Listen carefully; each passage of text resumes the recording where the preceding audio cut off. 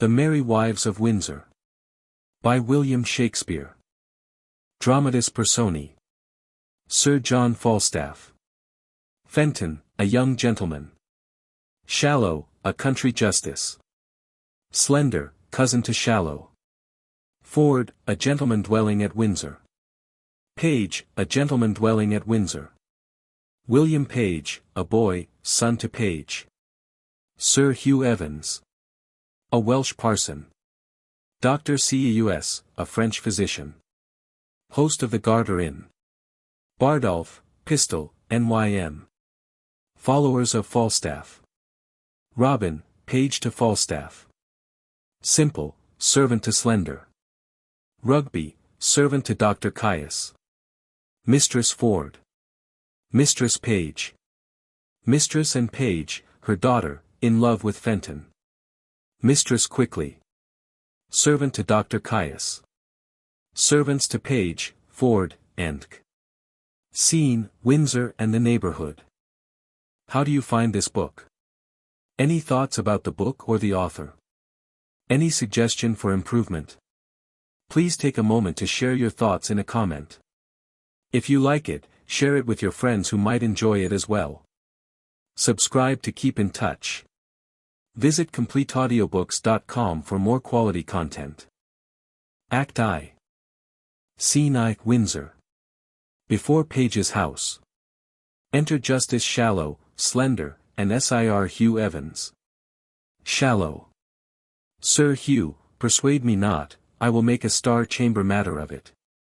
If he were 20 Sir John Falstaffs, he shall not abuse Robert Shallow, Esquire. Slender. In the county of Gloucester, Justice of Peace, and Coram. Shallow. I, cousin Slender, and Custalorum. Slender. I, and Radolorum, too.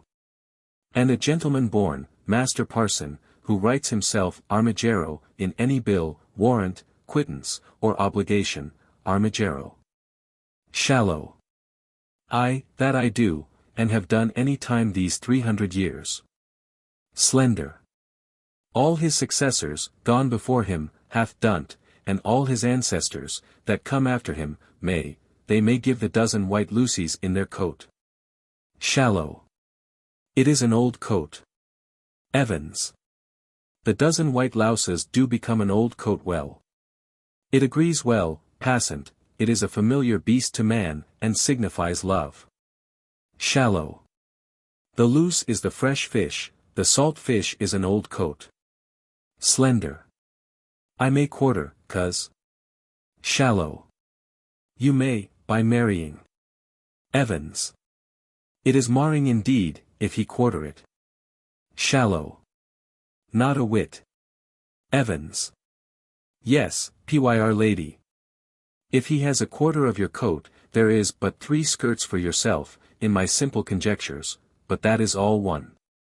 If Sir John Falstaff have committed disparagements unto you, I am of the church, and will be glad to do my benevolence to make atonements and compromises between you. Shallow. The council shall hear it, it is a riot. Evans. It is not meet the council hear a riot, there is no fear of God in a riot, the council, look you, shall desire to hear the fear of God, and not to hear a riot, take your vizaments in that. Shallow. Ha! Oh, my life, if I were young again, the sword should end it. Evans. It is better that friends is the sword and end it, and there is also another device in my praying, which peradventure brings good discretions with it. There is an Page, which is daughter to Master George Page, which is pretty virginity. Slender. Mistress and Page. She has brown hair, and speaks small like a woman. Evans. It is that fairy person for all the world, as just as you will desire. And 700 pounds of moneys, and gold, and silver, is her grandsire upon his death's bed, got delivered to a joyful resurrections. Give, when she is able to overtake 17 years old. It were a good motion if we leave our pribbles and prabbles, and desire a marriage between Master Abraham and Mistress Anne Page. Shallow. Did her grandsire leave her £700? Evans. And her father is make her a petter penny. Shallow. I know the young gentlewoman, she has good gifts. Evans. £700, and possibilities, is good gifts. Shallow. Well, let us see honest Master Page. Is Falstaff there? Evans. Shall I tell you a lie? I do despise a liar as I do despise one that is false, or as I despise one that is not true. The knight Sir John is there, and, I beseech you, be ruled by your well-willers. I will peat the door for Master Page. Knocks. What, hoa! God bless your house here. Page. Within, who's there? Evans. Here is God's blessing, and your friend, and Justice Shallow, and here young Master Slender, that peradventure shall tell you another tale, if matters grow to your likings. Enter Page. Page. I am glad to see your worships well. I thank you for my venison, Master Shallow. Shallow. Master Page, I am glad to see you, much good do it your good heart. I wished your venison better, it was ill killed. How doth good Mistress Page? And I thank you always with my heart, la. With my heart. Page. Sir, I thank you. Shallow. Sir, I thank you, by yea and no, I do. Page. I am glad to see you, good Master Slender. Slender. How does your fallow greyhound, sir? I heard say he was outrun on Cotsall. Page. It could not be judged, sir. Slender. You'll not confess, you'll not confess. Shallow. That he will not, 'tis your fault, 'tis your fault. 'Tis a good dog. Page. A cur, sir. Shallow. Sir, he's a good dog, and a fair dog, can there be more said? He is good, and fair. Is Sir John Falstaff here? Page. Sir, he is within, and I would I could do a good office between you. Evans. It is spoke as a Christians ought to speak. Shallow. He hath wronged me, Master Page. Page. Sir, he doth in some sort confess it. Shallow. If it be confessed, it is not redressed, is not that so, Master Page? He hath wronged me. Indeed he hath, at a word, he hath, believe me, Robert Shallow, Esquire, saith he is wronged. Page. Here comes Sir John. Enter Sir John Falstaff, Bardolph, Nym, and Pistol. Falstaff. Now, Master Shallow, you'll complain of me to the king. Shallow. Knight, you have beaten my men, killed my deer, and broke open my lodge. Falstaff. But not kissed your keeper's daughter. Shallow. Tut, a pin. This shall be answered. Falstaff. I will answer it straight, I have done all this. That is now answered. Shallow. The council shall know this. Falstaff. 'Twere better for you if it were known in council, you'll be laughed at. Evans. Pauca verba, Sir John, gut words. Falstaff. Good words. Good cabbage. Slender, I broke your head, what matter have you against me? Slender. Marry, sir, I have matter in my head against you, and against your coney-catching rascals, Bardolph, Nym, and Pistol. They carried me to the tavern, and made me drunk, and afterwards picked my pocket. Bardolph. You Banbury cheese. Slender. It is no matter. Pistol. How now, Mephistopheles? Slender. It is no matter. Nym. Slice, I say. Pauca, slice. That's my humor. Slender. Where's Simple, my man? Can you tell, cousin? Evans. Peace, I pray you. Now let us understand. There is 3 umpires in this matter, as I understand, that is, Master Page, fidelicet Master Page. And there is myself, fidelicet myself, and the three-party is, lastly and finally, mine host of the Garter. Page. We three to hear it and end it between them. Evans. Very good, I will make a brief of it in my notebook. And we will afterwards work upon the cause with as great discreetly as we can. Falstaff. Pistol. Pistol. He hears with ears. Evans. The devil and his tam. What phrase is this, he hears with ear? Why, it is affectations. Falstaff. Pistol, did you pick Master Slender's purse? Slender. Aye, by these gloves, did he, or I would I might never come in mine own great chamber again else.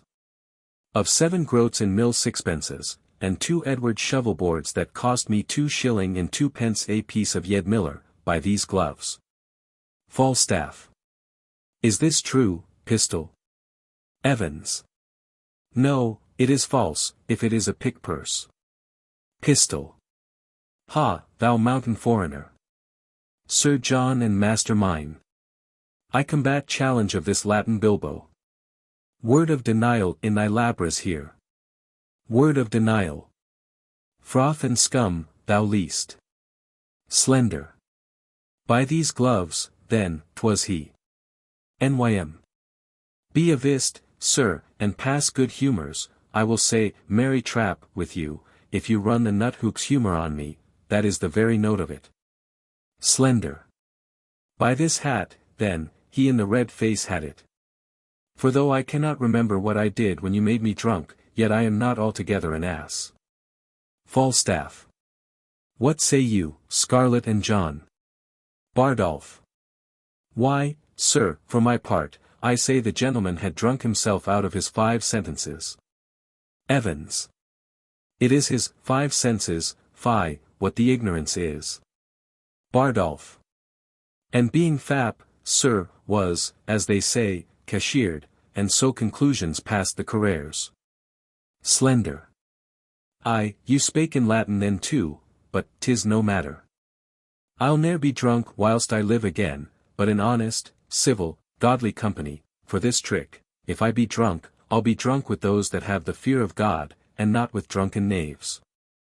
Evans. So God udge me, that is a virtuous mind. Falstaff. You hear all these matters denied, gentlemen, you hear it. Enter and Page with wine, Mistress Ford and Mistress Page, following. Page. Nay, daughter, carry the wine in, we'll drink within. Exit and Page. Slender. O heaven! This is Mistress and Page. Page. How now, Mistress Ford? Falstaff. Mistress Ford, by my troth, you are very well met, by your leave, good mistress. Kissing her. Page. Wife, bid these gentlemen welcome. Come, we have a hot venison pasty to dinner, come, gentlemen, I hope we shall drink down all unkindness. Exeunt all but Shallow, Slender, and Evans. Slender.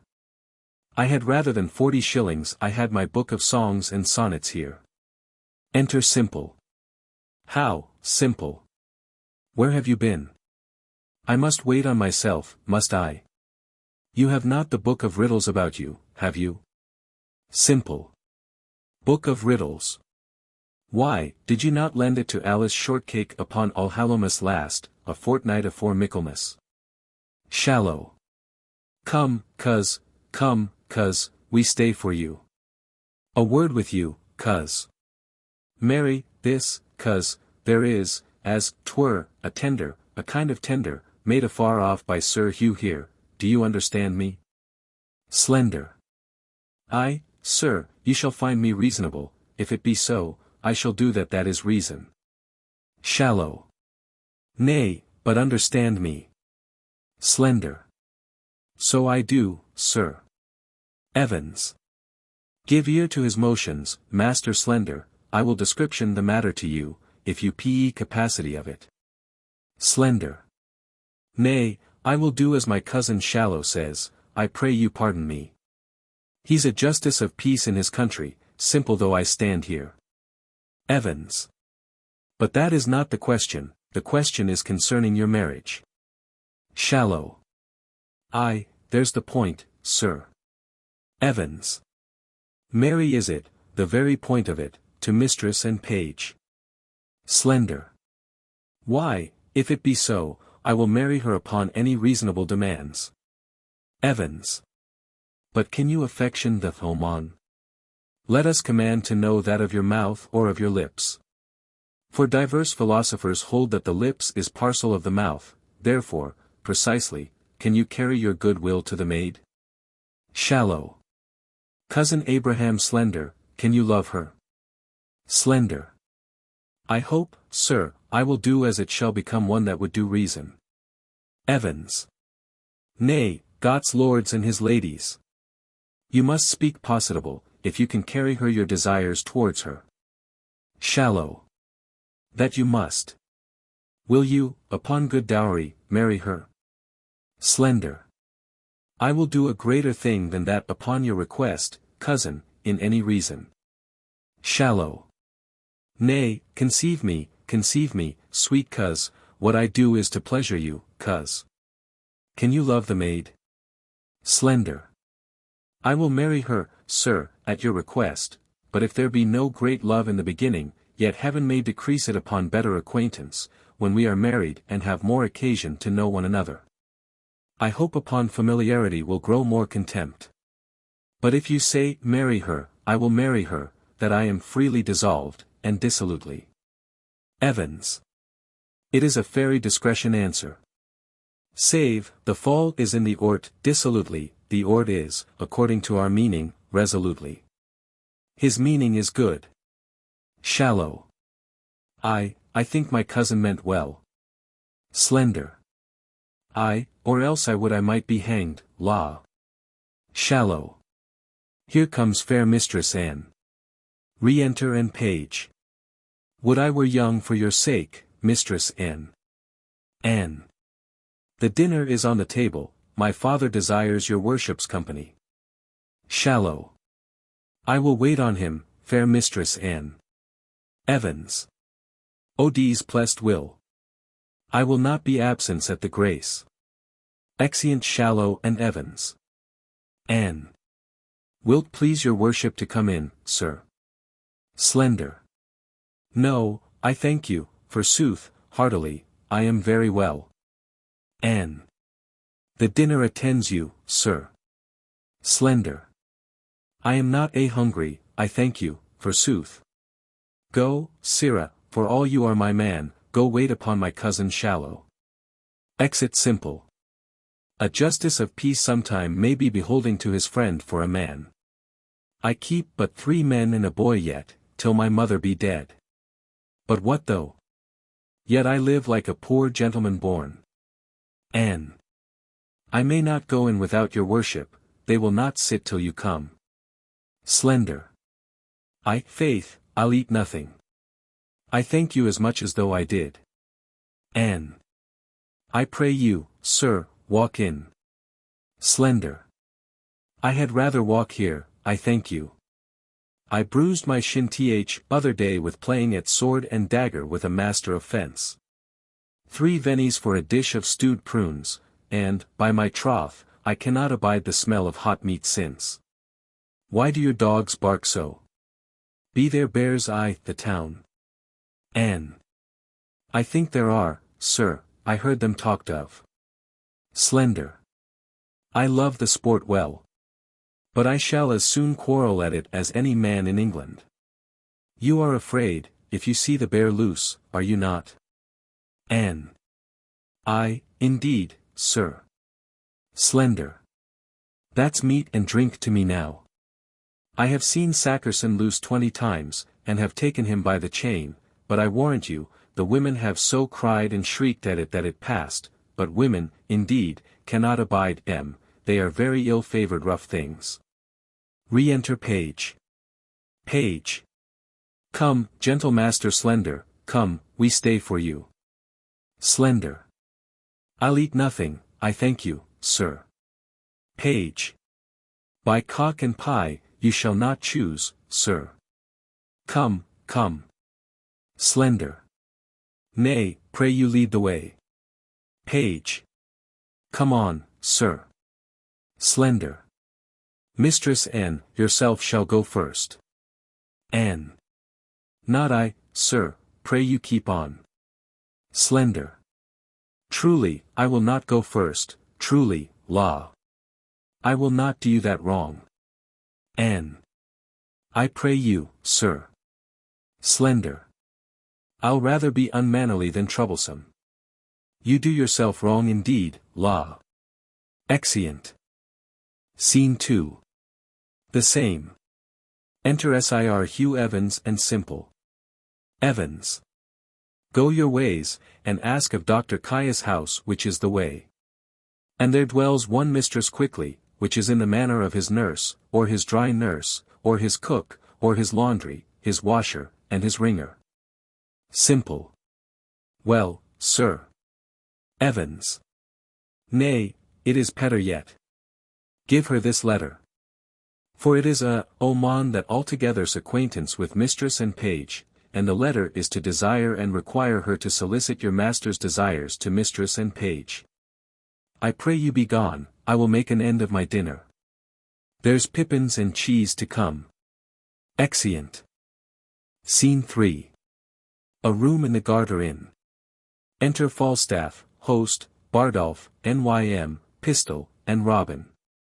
Falstaff. Mine host of the Garter. Host. What says my bully rook? Speak scholarly and wisely. Falstaff. Truly, mine host, I must turn away some of my followers. Host. Discard, bully Hercules, cashier, let them wag, trot, trot. Falstaff. I sit at £10 a week. Host. Thou art an emperor, Caesar, Kaiser, and Feezer. I will entertain Bardolph, he shall draw, he shall tap, said I well, bully Hector. Falstaff. Do so, good mine host. Host.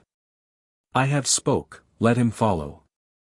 To Bardolph, let me see thee froth and lime. I am at a word, follow. Exit host. Falstaff. Bardolph, follow him. A tapster is a good trade, an old cloak makes a new jerkin, a withered serving man a fresh tapster. Go, adieu. Bardolph. It is a life that I have desired, I will thrive. Pistol. O base Hungarian wight! Wilt thou the spigot wield? Exit Bardolph. Nym. He was gotten in drink. Is not the humour conceited? Falstaff. I am glad I am so acquit of this tinderbox, his thefts were too open. His filching was like an unskilful singer, he kept not time. Nym. The good humour is to steal at a minim's rest. Pistol. Convey, the wise it call. Steal, faw. A fico for the phrase. Falstaff. Well, sirs, I am almost out at heels. Pistol. Why, then, let gibes ensue. Falstaff. There is no remedy, I must coney catch, I must shift. Pistol. Young ravens must have food. Falstaff. Which of you know Ford of this town? Pistol. I ken the wight, he is of substance good. Falstaff. My honest lads, I will tell you what I am about. Pistol. 2 yards, and more. Falstaff. No quips now, Pistol. Indeed, I am in the waist 2 yards about, but I am now about no waste, I am about thrift. Briefly, I do mean to make love to Ford's wife, I spy entertainment in her, she discourses, she carves, she gives the leer of invitation, I can construe the action of her familiar style. And the hardest voice of her behaviour, to be Englished rightly, is, I am Sir John Falstaff's. Pistol. He hath studied her will, and translated her will out of honesty into English. Nym. The anchor is deep, will that humor pass? Falstaff. Now, the report goes she has all the rule of her husband's purse, he hath a legion of angels. Pistol. As many devils entertain, and, to her, boy, say I. Nym. The humor rises, it is good, humor me the angels. Falstaff. I have writ me here a letter to her, and here another to Page's wife, who even now gave me good eyes too, examined my parts with most judicious earlates, sometimes the beam of her view gilded my foot, sometimes my portly belly. Pistol. Then did the sun on dunghill shine. Nym. I thank thee for that humor. Falstaff. Oh. She did so course o'er my exteriors with such a greedy intention that the appetite of her eye did seem to scorch me up like a burning glass. Here's another letter to her, she bears the purse too, she is a regent in Guiana, all gold and bounty. I will be cheater to them both, and they shall be exchequers to me, they shall be my East and West Indies, and I will trade to them both. Go, bear thou this letter to Mistress Page, and thou this to Mistress Ford. We will thrive, lads, we will thrive. Pistol. Shall I Sir Pandarus of Troy become? And by my side wear steel? Then Lucifer take all. Nym. I will run no base humor. Here, take the humor letter, I will keep the haviour of reputation. Falstaff. To Robin, hold, sirrah, bear you these letters tightly. Sail like my pinnace to these golden shores. Rogues, hence, avaunt. Vanish like hailstones, go. Trudge, plod away, O hoof, seek shelter, pack. Falstaff will learn the humor of this age. French thrift, you rogues, myself, and skirted page. Exeunt Falstaff and Robin.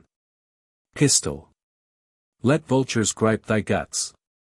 For Gord and Fulham holds. And high and low beguile the rich and poor. Tester I'll have in pouch when thou shalt lack. Base Phrygian Turk. Nym. I have operations in my head which be humours of revenge. Pistol. Wilt thou revenge? Nym. By Welkin and her star. Pistol. With wit or steel? Nym. With both the humours, I will discuss the humour of this love to Page. Pistol. And I to Ford shall eke unfold. How Falstaff, varlet vile. His dove will prove, his gold will hold. And his soft couch defile. Nym. My humour shall not cool, I will incense Page to deal with poison. I will possess him with yellowness, for the revolt of mine is dangerous. That is my true humor. Pistol. Thou art the Mars of malcontents, I second thee, troop on. Exeunt. Scene 4. A room in Dr. Caius's house.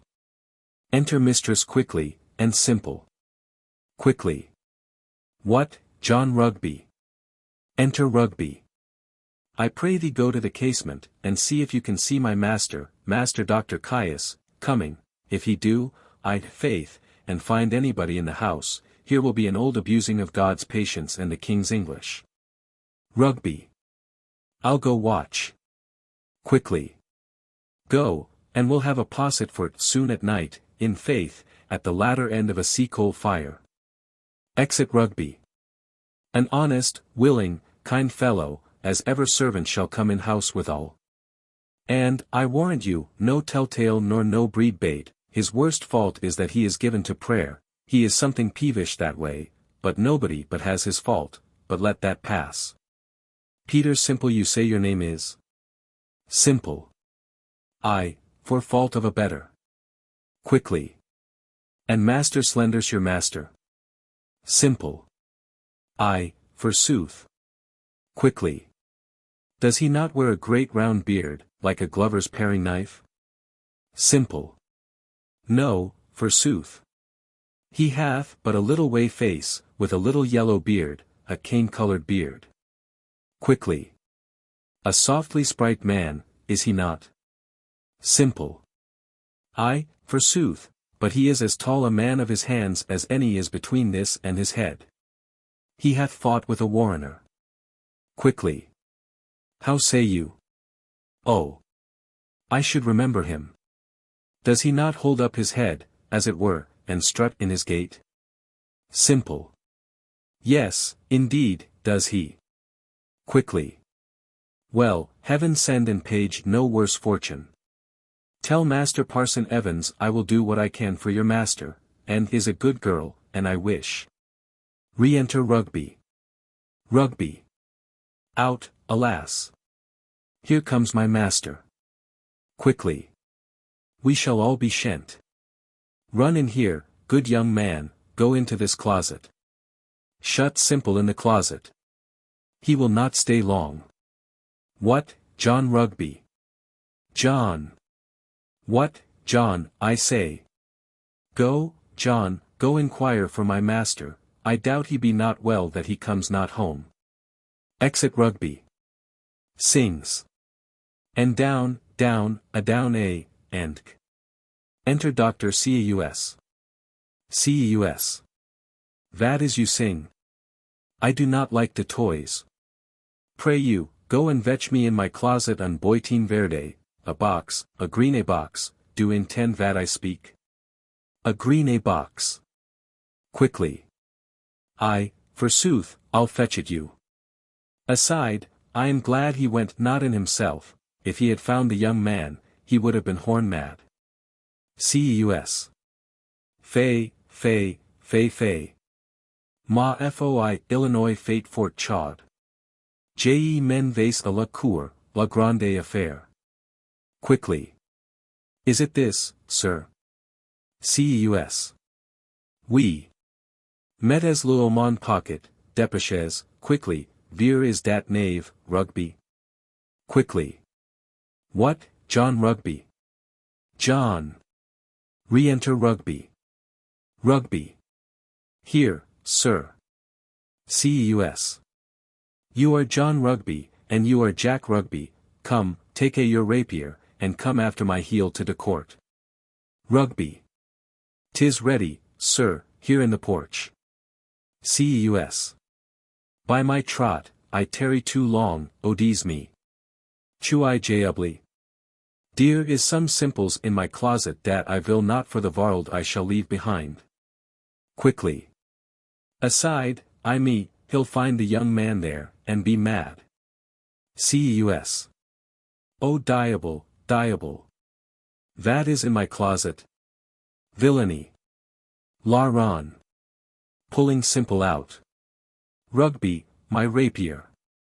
Quickly. Good master, be content. Cus. Therefore shall I be contenté. Quickly. The young man is an honest man. Cus. What shall the honest man do in my closet? Dear is no honest man dat shall come in my closet. Quickly. I beseech you, be not so phlegmatic. Hear the truth of it, he came of an errand to me from Parson Hugh. Cus. Vel. Simple. I, forsooth, to desire her to. Quickly. Peace, I pray you. Cus. Peace a your tongue. Speak a your tale. Simple. To desire this honest gentlewoman, your maid, to speak a good word to Mistress Anne Page for my master, in the way of marriage. Quickly. This is all, indeed, law. But I'll ne'er put my finger in the fire, and need not. Cus. Sir Hugh send you. Rugby, bailes me some paper, tarry you a little a while. Writes. Quickly. I am glad he is so quiet, if he had been throughly moved, you should have heard him so loud and so melancholy. But notwithstanding, man, I'll do your master what good I can. And the very yeah and the no is, the French doctor, my master, I may call him my master, look you, for I keep his house. And I wash, wring, brew, bake, scour, dress meat and drink, make the beds, and do all myself. Simple. 'Tis a great charge to come under one body's hand. Quickly. Are you avist? Oh, that. You shall find it a great charge. And to be up early and down late, but notwithstanding, to tell you in your ear, I would have no words of it, my master himself is in love with Mistress Anne Page, but notwithstanding that, I know Anne's mind, that's neither here nor there. Cus. You jacknape, give a dis letter to Sir Hugh, by gar, it is a challenge, I will cut his throat into park, and I will teach a scurvy jackanape priest to meddle or make. You may be gone. It is not good you tarry here, by gar, I will cut all his 2 stones, by gar, he shall not have a stone to throw at his dog. Exit simple. Quickly. Alas, he speaks but for his friend. Cus. It is no matter a ver dat, do not you tell me dat I shall have Anne Page for myself. By gar, I will kill the jack priest, and I have appointed mine host of de Jartier to measure our weapon.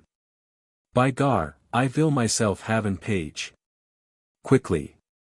Sir, the maid loves you, and all shall be well. We must give folks leave to prate, what, the goodja. Cus. Rugby, come to the court vit me. By gar, if I have not Anne Page, I shall turn your head out of my door. Follow my heels, Rugby. Exeunt Cus and Rugby. Quickly. You shall have an fool's head of your own. No, I know Anne's mind for that, never a woman in Windsor knows more of Anne's mind than I do. Nor can do more than I do with her, I thank heaven. Fenton.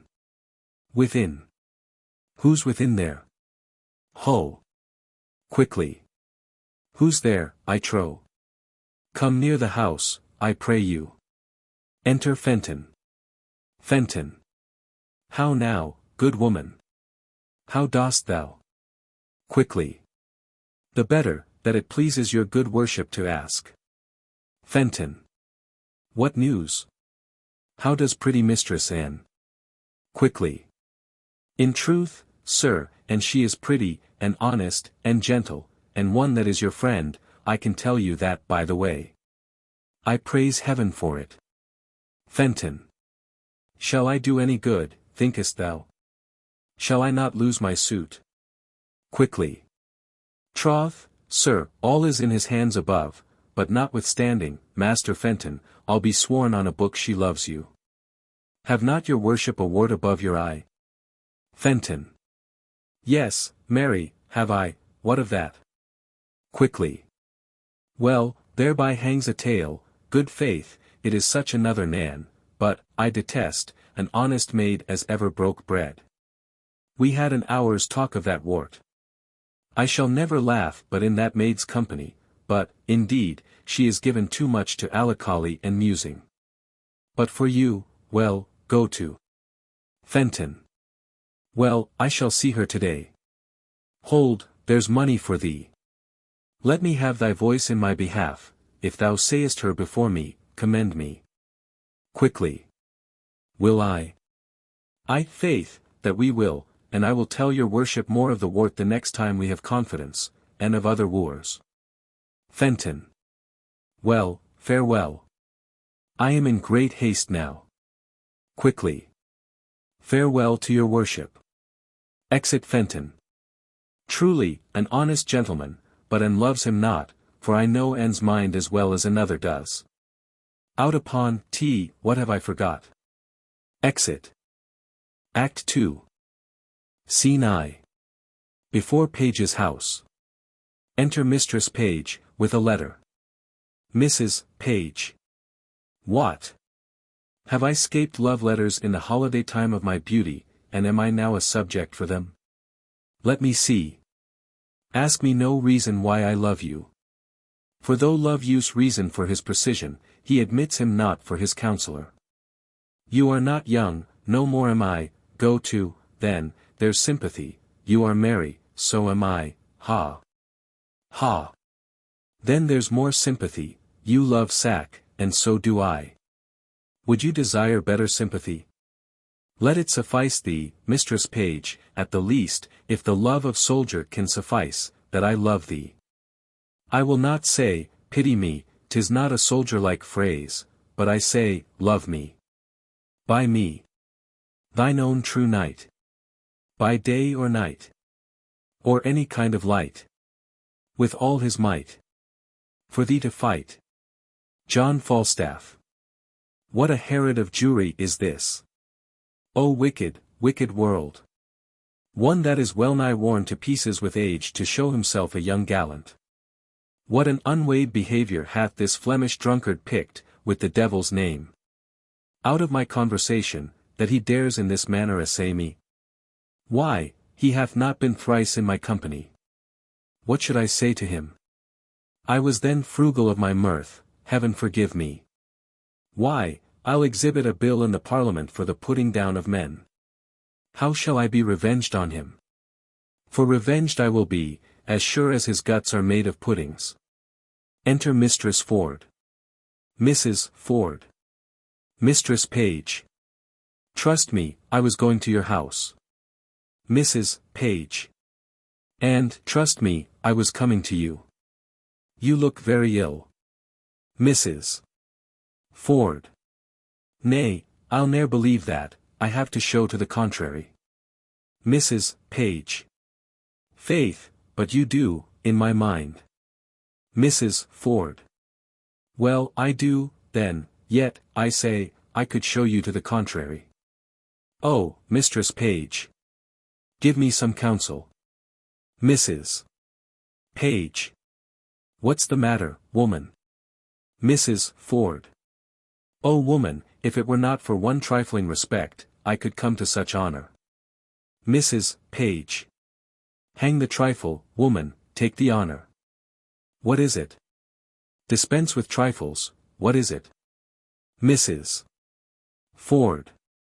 If I would but go to hell for an eternal moment or so, I could be knighted. Mrs. Page. What? Thou least. Sir Alice Ford.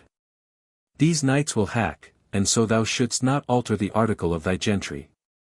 Mrs. Ford. We burn daylight, hear, read, perceive how I might be knighted. I shall think the worse of fat men as long as I have an eye to make difference of men's liking, and yet he would not swear, praised women's modesty. And gave such orderly and well-behaved reproof to all uncomeliness that I would have sworn his disposition would have gone to the truth of his words. But they do no more adhere and keep place together than the 100th Psalm to the tune of Greensleeves. What tempest, I trow, through this whale, with so many tons of oil in his belly, ashore at Windsor? How shall I be revenged on him? I think the best way were to entertain him with hope, till the wicked fire of lust have melted him in his own grease. Did you ever hear the like? Mrs. Page. Letter for letter, but that the name of Page and Ford differs. To thy great comfort in this mystery of ill opinions, here's the twin brother of thy letter, but let thine inherit first, for, I protest, mine never shall. I warrant he hath 1,000 of these letters, writ with blank space for different names, sure, more, and these are of the second edition. He will print them, out of doubt. For he cares not what he puts into the press, when he would put us to, I had rather be a giantess and lie under Mount Pelion. Well, I will find you 20 lascivious turtles ere one chaste man. Mrs. Ford.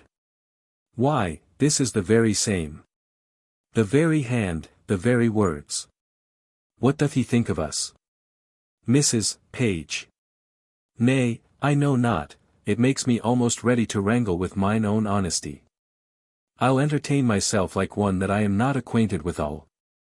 For, sure, unless he knows some strain in me that I know not myself, he would never have boarded me in this fury. Mrs. Ford. Boarding, call you it?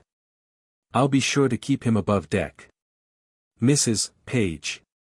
So will I. If he come under my hatches, I'll never to see again. Let's be revenged on him. Let's appoint him a meeting, give him a show of comfort in his suit, and lead him on with a fine baited delay, till he hath pawned his horses to mine host of the Garter. Mrs. Ford. Nay, I will consent to act any villainy against him that may not sully the shariness of our honesty. Oh, that my husband saw this letter! It would give eternal food to his jealousy. Mrs. Page. Why, look where he comes. And my good man too, he's as far from jealousy as I am from giving him cause, and that, I hope, is an unmeasurable distance. Mrs. Ford. You are the happier woman. Mrs. Page. Let's consult together against this greasy night. Come hither. They retire. Enter Ford, Pistol, and Page and Nym. Ford. Well, I hope it be not so. Pistol. Hope is a curtal dog in some affairs. Sir John affects thy wife. Ford. Why, sir, my wife is not young. Pistol. He woos both high and low, both rich and poor. Both young and old, one with another, Ford. He loves the gallimaufry. Ford, perpend. Ford. Love my wife. Pistol. With liver burning hot, prevent, or go thou. Like Sir Actaeon he, with Ringwood at thy heels. Oh. Odious is the name. Ford. What name, sir? Pistol. The horn, I say. Farewell. Take heed, have open eye, for thieves do foot by night. Take heed, ere summer comes, or cuckoo birds do sing. Away, Sir Corporal Nym. Believe it, Page, he speaks sense. Exit Pistol. Ford. Aside, I will be patient, I will find out this. Nym. To Page, and this is true, I like not the humour of lying. He hath wronged me in some humours, I should have borne the humoured letter to her, but I have a sword, and it shall bite upon my necessity. He loves your wife, there's the short and the long. My name is Corporal Nym. I speak, and I avouch 'tis true. My name is Nym, and Falstaff loves your wife. Adieu. I love not the humour of bread and cheese, and there's the humour of it. Adieu. Exit Nym. Page. Aside, the humour of it, quoth A. Here's a fellow frights English out of his wits. Ford. I will seek out Falstaff. Page. I never heard such a drawling, affecting rogue. Ford. If I do find it, well. Page. I will not believe such a Catian, though the priest the town commended him for a true man. Ford. 'Twas a good sensible fellow, well. Page. How now, Meg? Mistress Page and Mistress Ford come forward. Mrs. Page. Whither go you, George? Hark you. Mrs. Ford. How now, sweet Frank? Why art thou melancholy? Ford. I'm melancholy. I am not melancholy. Get you home, go. Mrs. Ford. Faith, thou hast some crotchets in thy head now. Will you go, Mistress Page? Mrs. Page. Have with you. You'll come to dinner, George. Aside to Miss Ford, look who comes yonder, she shall be our messenger to this paltry night. Mrs. Ford. Aside to Miss Page, trust me, I thought on her, she'll fit it. Enter Mistress quickly. Mrs. Page. You are come to see my daughter Anne. Quickly. Aye, forsooth, and, I pray, how does good Mistress Anne? Mrs. Page. Go in with us and see, we'd have an hour's talk with you. Exeunt Mistress Page, Mistress Ford, and Mistress Quickly. Page. How now, Master Ford? Ford. You heard what this knave told me, did you not? Page. Yes, and you heard what the other told me? Ford. Do you think there is truth in them? Page. Hang slaves. I do not think the knight would offer it. But these that accuse him in his intent towards our wives are a yoke of his discarded men, very rogues, now they be out of service. Ford. Were they his men? Page. Marry, were they? Ford. I like it never the better for that. Does he lie at the Garter? Page. Ay, marry, does he? If he should intend this voyage toward my wife, I would turn her loose to him, and what he gets more of her than sharp words, let it lie on my head. Ford. I do not misdoubt my wife. But I would be loath to turn them together. A man may be too confident. I would have nothing lie on my head, I cannot be thus satisfied. Page. Look where my ranting host of the Garter comes. There is either liquor in his pate or money in his purse when he looks so merrily. Enter host and shallow. How now, mine host? Host. How now, bullyrook? Thou art a gentleman. Cavaliero justice, I say. Shallow. I follow, mine host, I follow. Good even and 20, good Master Page. Master Page, will you go with us? We have sport in hand. Host. Tell him, Cavaliero justice, tell him, bullyrook. Shallow. Sir, there is a fray to be fought between Sir Hugh the Welsh priest and Caius the French doctor. Ford. Good mine host, oh, the Garter, a word with you. Host. What say'st thou, my bullyrook? They go aside. Shallow. To Page, will you go with us to behold it? My merry host hath had the measuring of their weapons, and, I think, hath appointed them contrary places, for, believe me, I hear the parson is no jester. Hark, I will tell you what our sport shall be. They converse apart. Host. Hast thou no suit against my knight, my guest Cavaliero? Ford. None, I protest, but I'll give you a pottle of burnt sack to give me recourse to him, and tell him my name is Brook, only for a jest. Host. My hand, bully, thou shalt have egress and regress, said I well. And thy name shall be Brook. It is a merry night. Will you go, mine hares? Shallow. Have with you, mine host.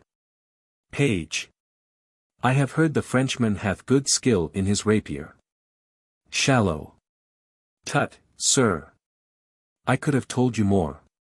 In these times you stand on distance, your passes, staccatos, and I know not what, 'tis the heart, Master Page, 'tis here, 'tis here. I have seen the time with my long sword I would have made you 4 tall fellows skip like rats. Host. Here, boys, here, here. Shall we wag? Page. Have with you.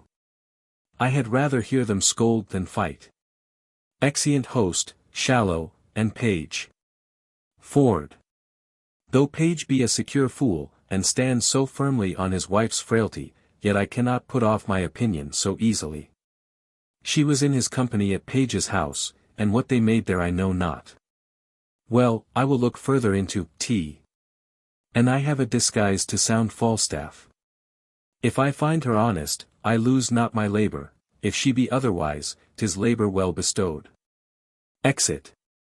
Scene 2. A room in the Garter Inn. Enter Falstaff and Pistol. Falstaff. I will not lend thee a penny. Pistol. Why then, the world's mine oyster. Which I with sword will open. I will retort the sum in equipage. Falstaff. Not a penny. I have been content, sir, ye should lay my countenance to pawn. I have graded upon my good friends for 3 reprieves for you and your coach fellow, Nym, or else you had looked through the grate, like a gemini of baboons. I am damned in hell for swearing to gentlemen my friends you were good soldiers and tall fellows, and when Mistress Bridget lost the handle of her fan, I took tea upon mine honour thou hadst it not. Pistol. Didst not thou share? Hadst thou not 15 pence? Falstaff. Reason, you rogue, reason. Thinkest thou I'll endanger my soul gratis? At a word, hang no more about me, I am no gibbet for you, go, a short knife and a throng. To your manor of picked hatch. Go. You'll not bear a letter for me, you rogue. You stand upon your honor. Why, thou unconfinable baseness, it is as much as I can do to keep the terms of my honor precise.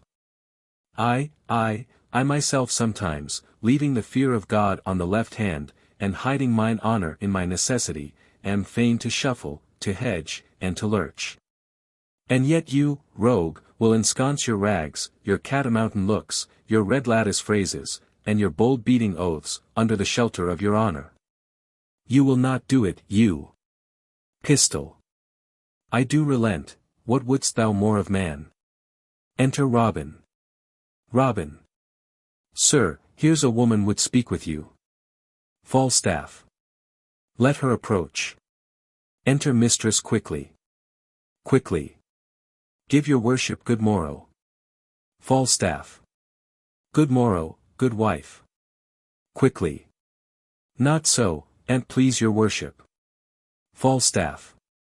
Good maid, then. Quickly. I'll be sworn. As my mother was, the first hour I was born. Falstaff. I do believe the swearer. What with me? Quickly. Shall I vouchsafe your worship a word or two? Falstaff. 2,000, fair woman. And I'll vouchsafe thee the hearing. Quickly.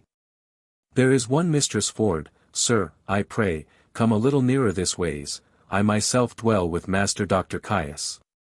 Falstaff. Well, on, Mistress Ford, you say. Quickly. Your worship says very true. I pray your worship come a little nearer this ways. Falstaff. I warrant thee nobody hears, mine own people, mine own people. Quickly. Are they so? God bless them, and make them his servants. Falstaff. Well, Mistress Ford, what of her? Quickly. Why, sir, she's a good creature. Lord, Lord. Your worship's a wanton. Well, heaven forgive you, and all of us, I pray. Falstaff. Mistress Ford, come, Mistress Ford. Quickly. Mary, this is the short and the long of it. You have brought her into such a canaries as, 'tis wonderful, the best courtier of them all, when the court lay at Windsor, could never have brought her to such a canary, yet there has been knights, and lords, and gentlemen, with their coaches. I warrant you, coach after coach, letter after letter, gift after gift, smelling so sweetly, all musk, and so rushling, I warrant you, in silk and gold, and in such elegant terms. And in such wine and sugar of the best and the fairest, that would have won any woman's heart, and I warrant you, they could never get an eye wink of her. I had myself 20 angels given me this morning. But I defy all angels, in any such sort, as they say, but in the way of honesty, and, I warrant you, they could never get her so much as sip on a cup with the proudest of them all, and yet there has been earls, nay, which is more, pensioners. But, I warrant you, all is one with her. Falstaff. But what says she to me? Be brief, my good she Mercury. Quickly. Mary, she hath received your letter, for the which she thanks you 1,000 times. And she gives you to notify that her husband will be absent from his house between 10 and 11. Falstaff. 10 and 11. Quickly. Aye, forsooth. And then you may come and see the picture, she says, that you what of, Master Ford, her husband, will be from home. Alas! The sweet woman leads an ill life with him, he's a very jealousy man, she leads a very frampold life with him, good heart. Falstaff. 10 and 11. Woman, commend me to her, I will not fail her. Quickly. Why, you say well. But I have another messenger to your worship, Mistress Page hath her hearty commendations to you too. And let me tell you in your ear, she's as virtuous a civil modest wife, and one, I tell you, that will not miss you morning nor evening prayer, as any is in Windsor, who or be the other. And she bade me tell your worship that her husband is seldom from home, but she hopes there will come a time. I never knew a woman so dote upon a man, surely I think you have charms, la. Yes, in truth.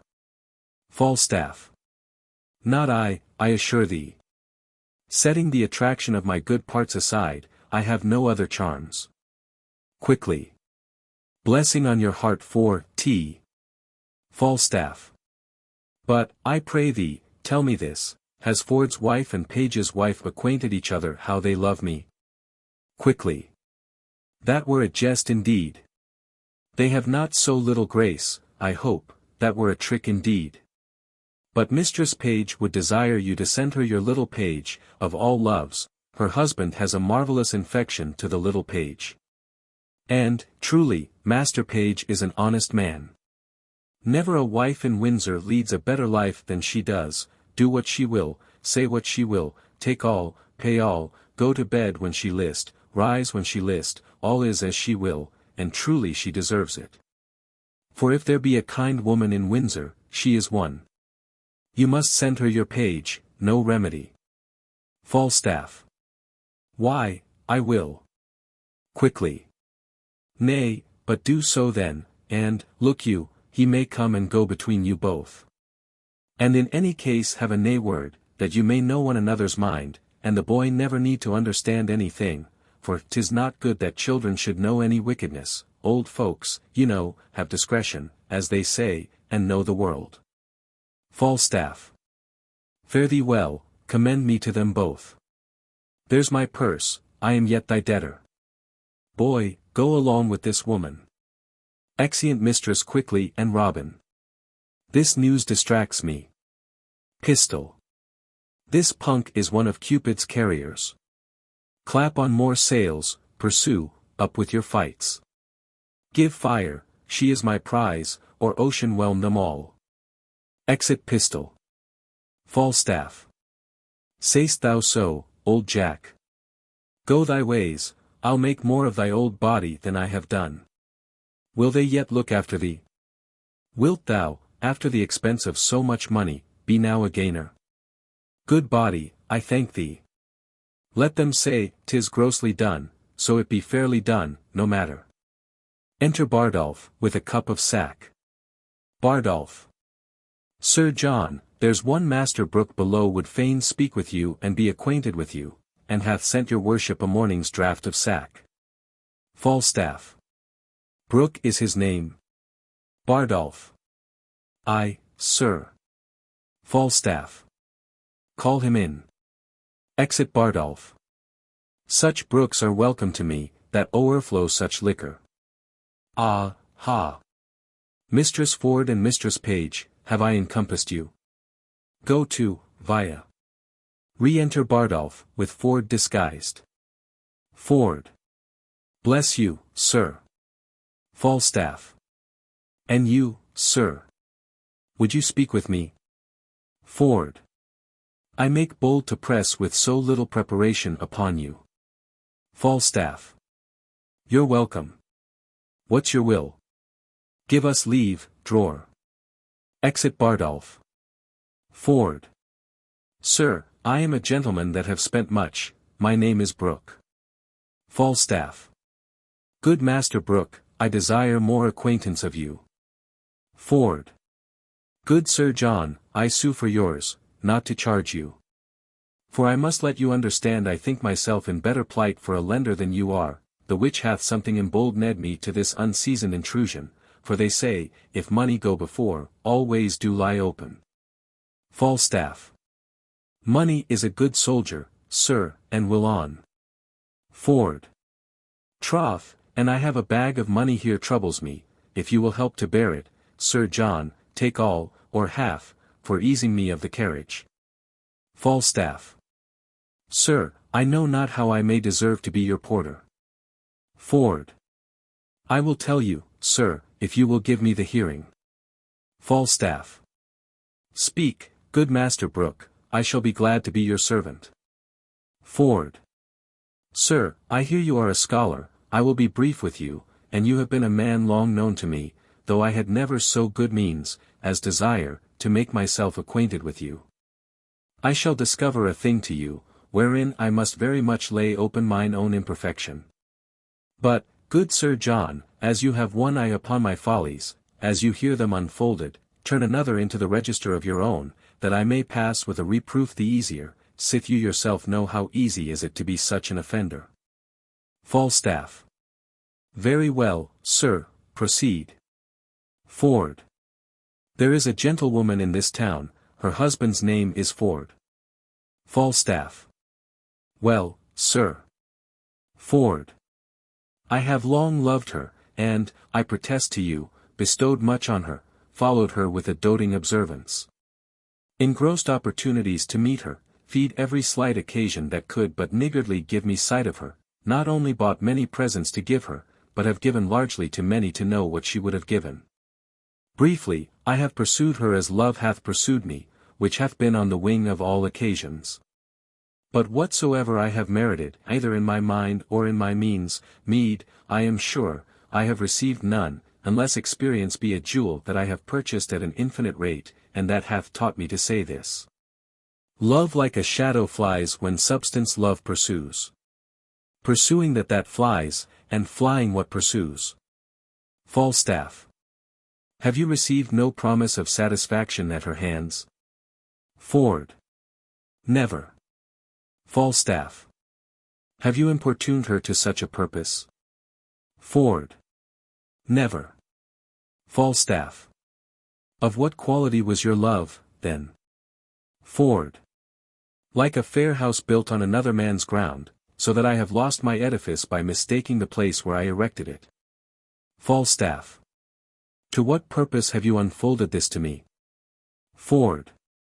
When I have told you that, I have told you all.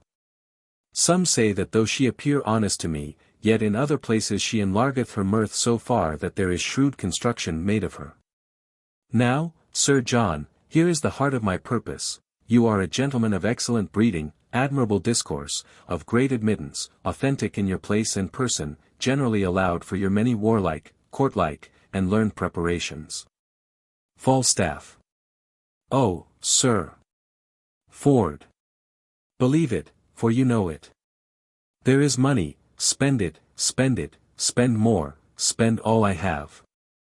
Only give me so much of your time in exchange of it as to lay an amiable siege to the honesty of this Ford's wife, use your art of wooing, win her to consent to you, if any man may, you may as soon as any.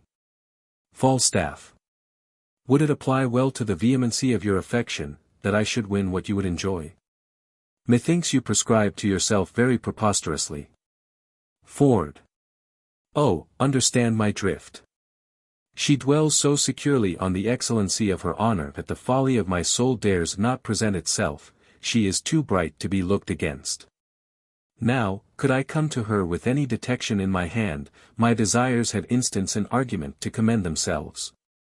I could drive her then from the ward of her purity, her reputation, her marriage vow, and 1,000 other her defences, which now are too strongly embattled against me. What say you to't, Sir John?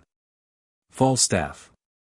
Master Brook, I will first make bold with your money, next, give me your hand, and last, as I am a gentleman, you shall, if you will, enjoy Ford's wife. Ford. Oh good sir. Falstaff. I say you shall. Ford. Want no money, Sir John. You shall want none. Falstaff. Want no Mistress Ford, Master Brook, you shall want none. I shall be with her, I may tell you, by her own appointment. Even as you came in to me her assistant or go-between parted from me, I say I shall be with her between 10 and 11, for at that time the jealous rascally knave, her husband, will be forth.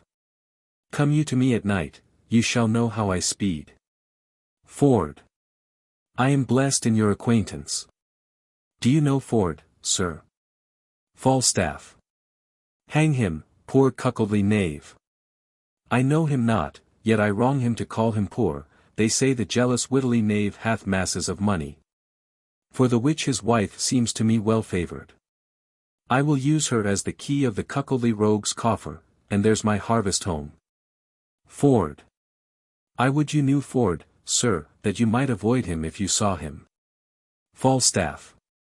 Hang him, mechanical salt-butter rogue. I will stare him out of his wits, I will awe him with my cudgel, it shall hang like a meteor o'er the cuckold's horns. Master Brook, thou shalt know I will predominate over the peasant, and thou shalt lie with his wife. Come to me soon at night. Ford's a knave, and I will aggravate his style, thou, Master Brook, shalt know him for knave and cuckold. Come to me soon at night. Exit Falstaff. Ford. What a damned Epicurean rascal is this! My heart is ready to crack with impatience.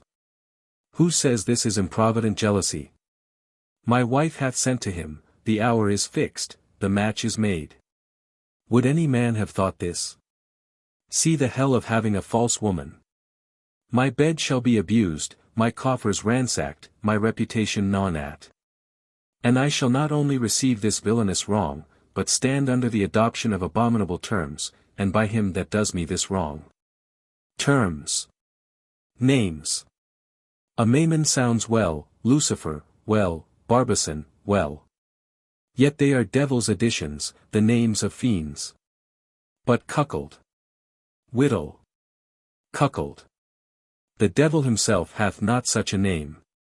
Page is an ass, a secure ass, he will trust his wife, he will not be jealous. I will rather trust a Fleming with my butter, Parson Hugh the Welshman with my cheese, an Irishman with my aquavitae bottle, or a thief to walk my ambling gelding, than my wife with herself, then she plots, then she ruminates, then she devises.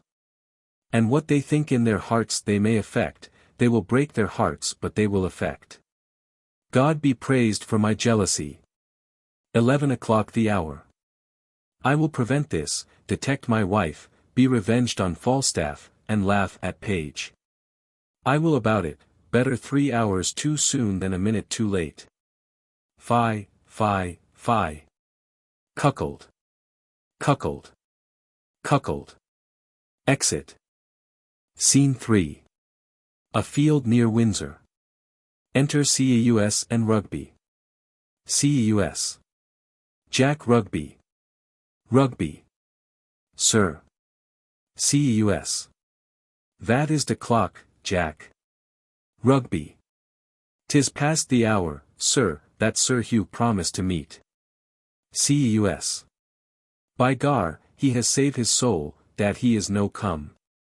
He has pray his piebald vel that he is no come, by gar, Jack Rugby, he is dead already, if he be come. Rugby. He is wise, sir, he knew your worship would kill him if he came. Caius. By gar, the herring is no dead so as I will kill him. Take your rapier, Jack, I will tell you how I will kill him.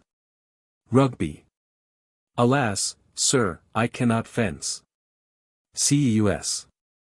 Villainy, take your rapier. Rugby. Forbear, here's company. Enter host, Shallow, Slender, and Page. Host. Bless thee, bully doctor. Shallow. Save you, Master Dr. Caius. Page. Now, good Master Doctor. Slender. Give you good morrow, sir. Caius. That be all you, 1, 2, 3, 4, come 4. Host. To see thee fight, to see thee foin, to see thee traverse.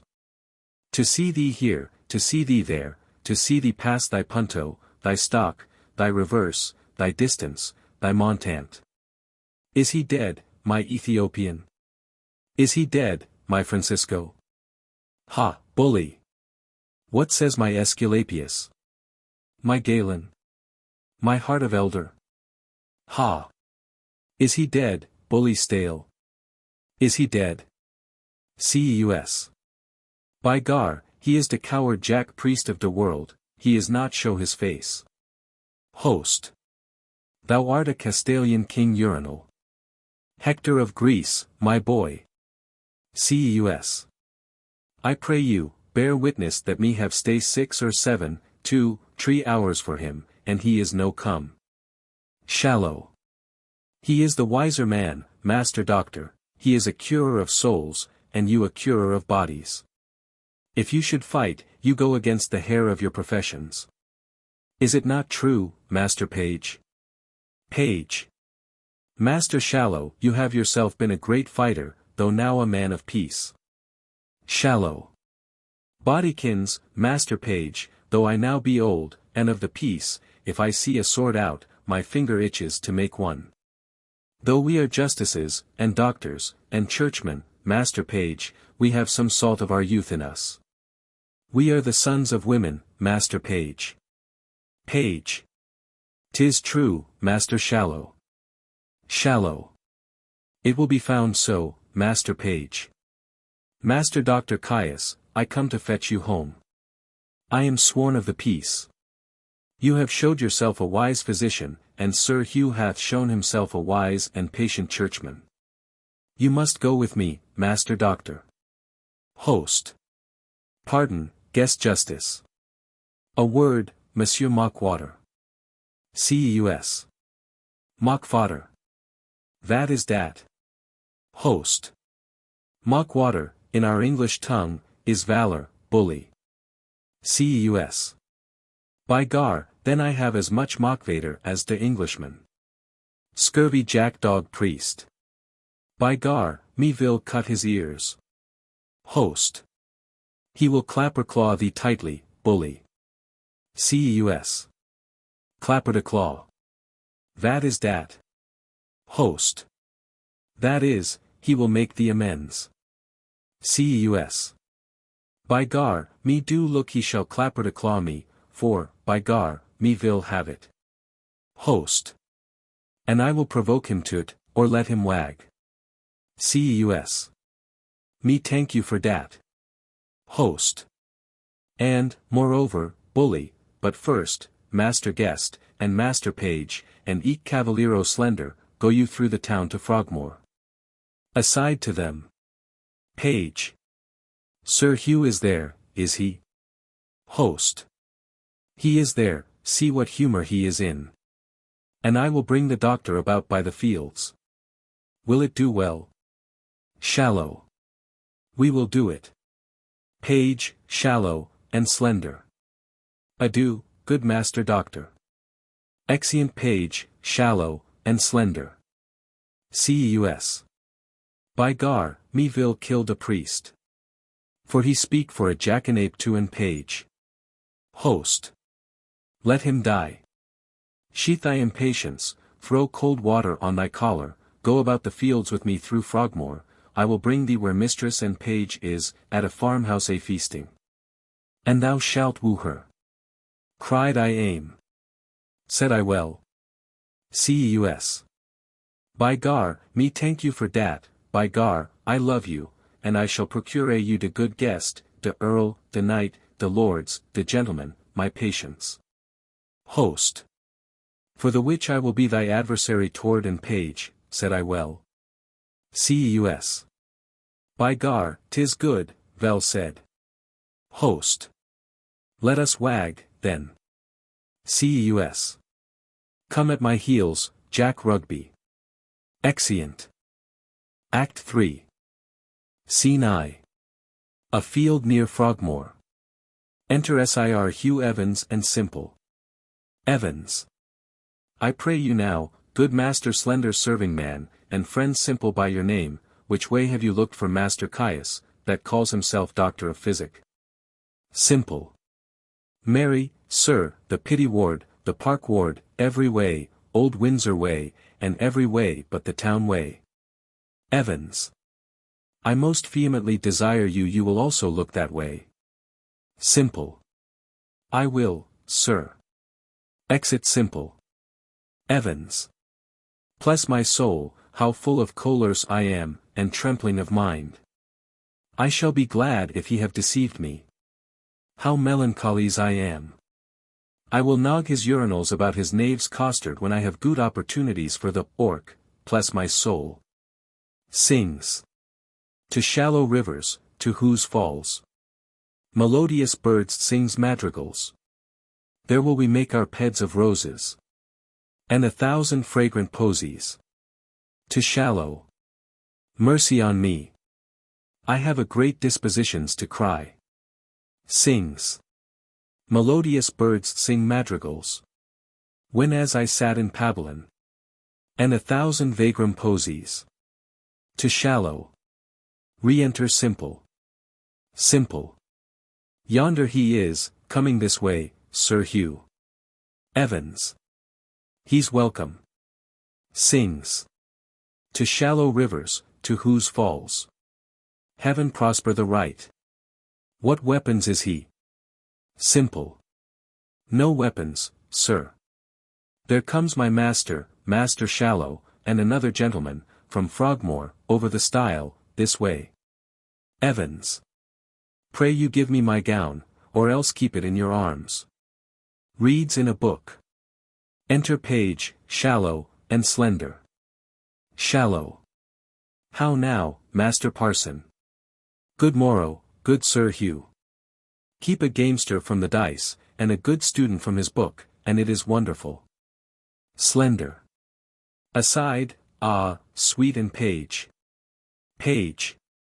Save you, good Sir Hugh Evans. Bless you from his mercy sake, all of you. Shallow. What, the sword and the word? Do you study them both, Master Parson? Page. And youthful still, in your doublet and hose, this raw rheumatic day. Evans. There is reasons and causes for it. Page. We are come to you to do a good office, Master Parson. Evans. Very well, what is it? Page.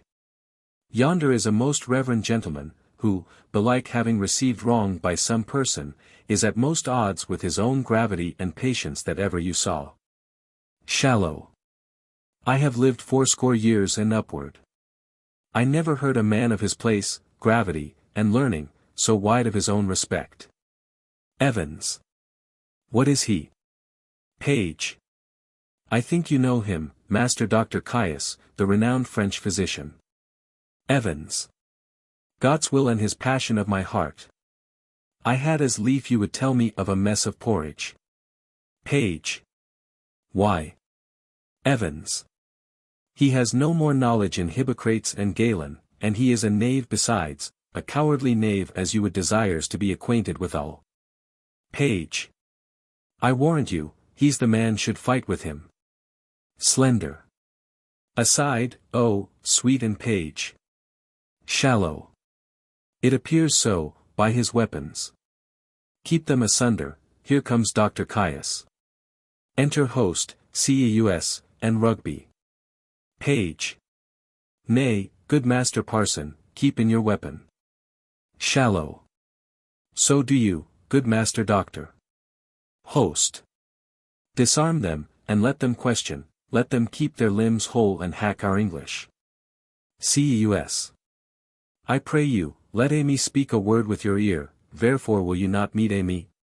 Evans. Aside to Caius, pray you use your patience, in good time. Caius. By gar, you are de coward, de jack dog, John Ape. Evans.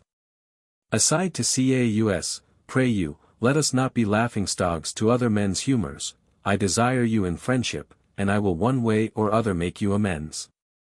Aloud, I will nog your urinals about your knave's coxcomb for missing your meetings and appointments. Caius. Diable. Jack Rugby, mine host a geratier, have I not stay for him to kill him? Have I not, at the place I did appoint? Evans. As I am a Christian soul, now, look you, this is the place appointed. I'll be judgment by mine host of the Garter. Host. Peace, I say, Gallia and Gallia, French and Welsh, soul curer and body curer. Caius. Aye, that is very good, excellent. Host. Peace, I say. Hear mine host of the Garter. Am I politic? Am I subtle? Am I a Machiavel? Shall I lose my doctor? No, he gives me the potions and the motions. Shall I lose my parson, my priest, my Sir Hugh? No. He gives me the proverbs and the no-verbs. Give me thy hand, terrestrial, so, give me thy hand, celestial, so. Boys of art, I have deceived you both, I have directed you to wrong places. Your hearts are mighty, your skins are whole, and let burnt sack be the issue. Come, lay their swords to pawn. Follow me, lads of peace, follow, follow, follow. Shallow. Trust me, a mad host. Follow, gentlemen, follow. Slender. Aside, oh, sweet and page. Exeunt shallow, slender, page, and host. Cus. Ha, do I perceive dat? Have you make a sot of us, ha, ha. Evans. This is well, he has made us his vloutingstog. I desire you that we may be friends. And let us nog our prains together to be revenge on this same skull, scurvy, cogging companion, the host of the Garter. Cus. By Gar, with all my heart. He promised to bring me where is and page, by Gar, he deceived me too. Evans. Well, I will smite his noddles. Pray you follow. Exeunt. Scene 2. A street in Windsor. Enter Mistress Page and Robin. Mrs. Page. Nay, keep your way, little gallant, you were wont to be a follower, but now you are a leader. Whether had you rather lead mine eyes, or I your master's heels? Robin. I had rather, forsooth, go before you like a man than follow him like a dwarf. Mrs. Page. Oh. You are a flattering boy, now I see you'll be a courtier. Enter Ford. Ford. Well met, Mistress Page. Whither go you? Mrs. Page. Truly, sir, to see your wife. Is she at home? Ford. Aye, and as idle as she may hang together, for want of company. I think, if your husbands were dead, you two would marry. Mrs. Page. Be sure of that, 2 other husbands. Ford. Where had you this pretty weathercock? Mrs. Page. I cannot tell what the dickens his name is my husband had him of. What do you call your knight's name, sirrah? Robin. Sir John Falstaff. Ford. Sir John Falstaff. Mrs. Page. He. I can never hit on's name. There is such a league between my good man and he. Is your wife at home indeed? Ford. Indeed she is. Mrs. Page. By your leave, sir, I am sick till I see her. Exeunt Miss Page and Robin. Ford. Has Page any brains? Hath he any eyes? Hath he any thinking? Sure, they sleep, he hath no use of them. Why, this boy will carry a letter 20 mile as easy as a cannon will shoot point blank 12 score.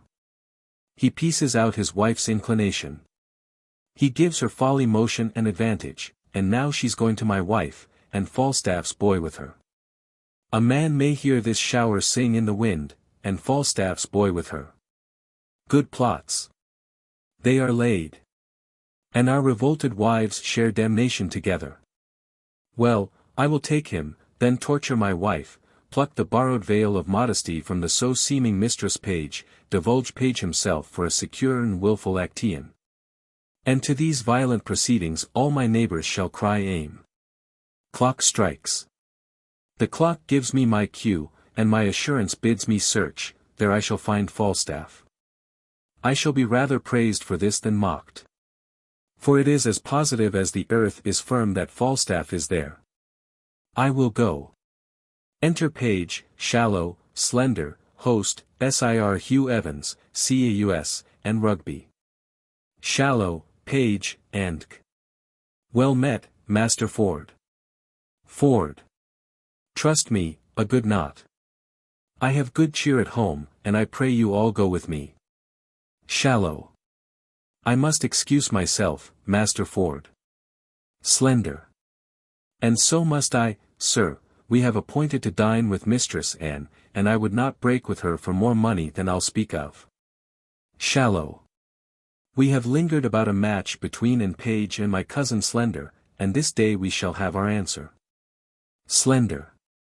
I hope I have your good will, Father Page. Page. You have, Master Slender, I stand wholly for you. But my wife, Master Doctor, is for you altogether. Cus. I, begar, and de maid is love a me, my nurse quickly tell me so much. Host. What say you to young Master Fenton? He capers, he dances, he has eyes of youth, he writes verses, he speaks holiday, he smells April and May, he will carry tea, 'tis in his buttons, he will carry tea. Page. Not by my consent, I promise you. The gentleman is of no having, he kept company with the wild prince and points, he is of too high a region, he knows too much. No, he shall not knit a knot in his fortunes with the finger of my substance, if he take her, let him take her simply. The wealth I have waits on my consent, and my consent goes not that way. Ford. I beseech you, heartily, some of you go home with me to dinner, besides your cheer, you shall have sport, I will show you a monster. Master Doctor, you shall go. So shall you, Master Page, and you, Sir Hugh. Shallow. Well, fare you well, we shall have the freer wooing at Master Page's. Exeunt Shallow and Slender. Cus. Go home, John Rugby, I come anon. Exit Rugby. Host. Farewell, my hearts. I will to my honest knight Falstaff, and drink canary with him. Exit Host. Ford.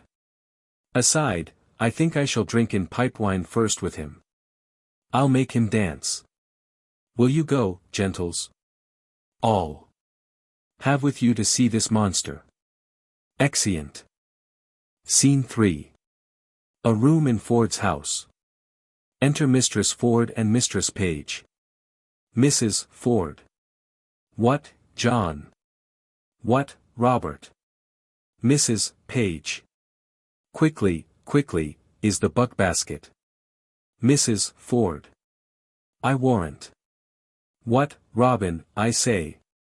Enter servants with a basket. Mrs. Page. Come, come, come.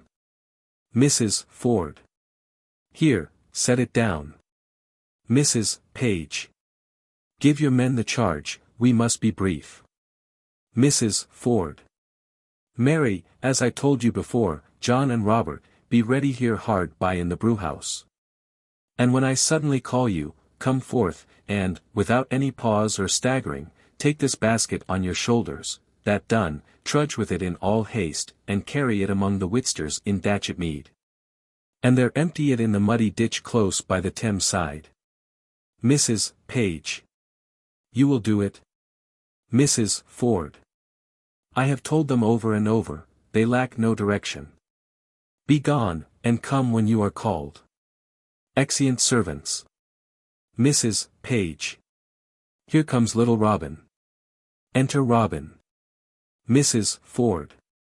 How now, my eyes musket? What news with you? Robin. My master Sir John is come in at your back door, Mistress Ford, and requests your company. Mrs. Page. You little Jacquelent, have you been true to us? Robin. I'll be sworn. My master knows not of your being here, and hath threatened to put me into everlasting liberty, if I tell you of it, for he swears he'll turn me away. Mrs. Page. Thou art a good boy. This secrecy of thine shall be a tailor to thee, and shall make thee a new doublet and hose. I'll go hide me. Mrs. Ford. Do so. Go tell thy master I am alone. Exit Robin. Mistress Page, remember you your cue. Mrs. Page. I warrant thee. If I do not act it, hiss me. Exit Mistress Page. Mrs. Ford. Go to, then, we'll use this unwholesome humidity, this gross watery pump ion, we'll teach him to know turtles from jays. Enter Falstaff. Falstaff. Have I caught thee, my heavenly jewel? Why, now let me die, for I have lived long enough, this is the period of my ambition, oh this blessed hour. Mrs. Ford. Oh, sweet Sir John Falstaff. Mistress Ford, I cannot cog, I cannot prate, Mistress Ford. Now shall I sin in my wish, I would thy husband were dead. I'll speak it before the best lord, I would make thee my lady. Mrs. Ford. I your lady, Sir John. Alas, I should be a pitiful lady. Falstaff. Let the court of France show me such another. I see how thine eye would emulate the diamond. Thou hast the right arched beauty of the brow that becomes the ship Tyre, the Tyre valiant, or any Tyre of Venetian admittance. Mrs. Ford. A plain kerchief, Sir John, my brows become nothing else, nor that well neither. Falstaff. By the Lord, thou art a traitor to say so, thou wouldst make an absolute courtier, and the firm fixture of thy foot would give an excellent motion to thy gait in a semicircled farthingale. I see what thou wert, if fortune thy foe were not, nature thy friend. Come, thou canst not hide it. Mrs. Ford. Believe me, there's no such thing in me. Falstaff. What made me love thee? Let that persuade thee there's something extraordinary in thee. Come, I cannot cog and say thou art this and that, like a many of these lisping hawthorn buds that come like women in men's apparel, and smell like Bucklersbury in simple time. I cannot, but I love thee, none but thee, and thou deservest it. Mrs. Ford. Do not betray me, sir, I fear you love Mistress Page. Falstaff.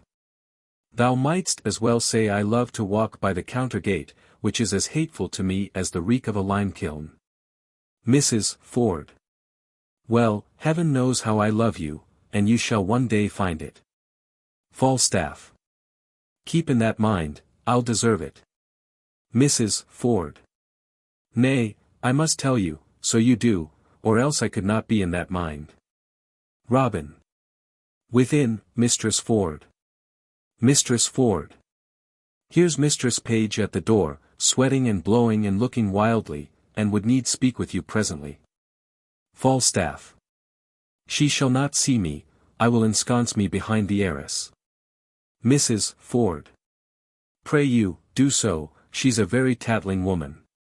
Falstaff hides himself.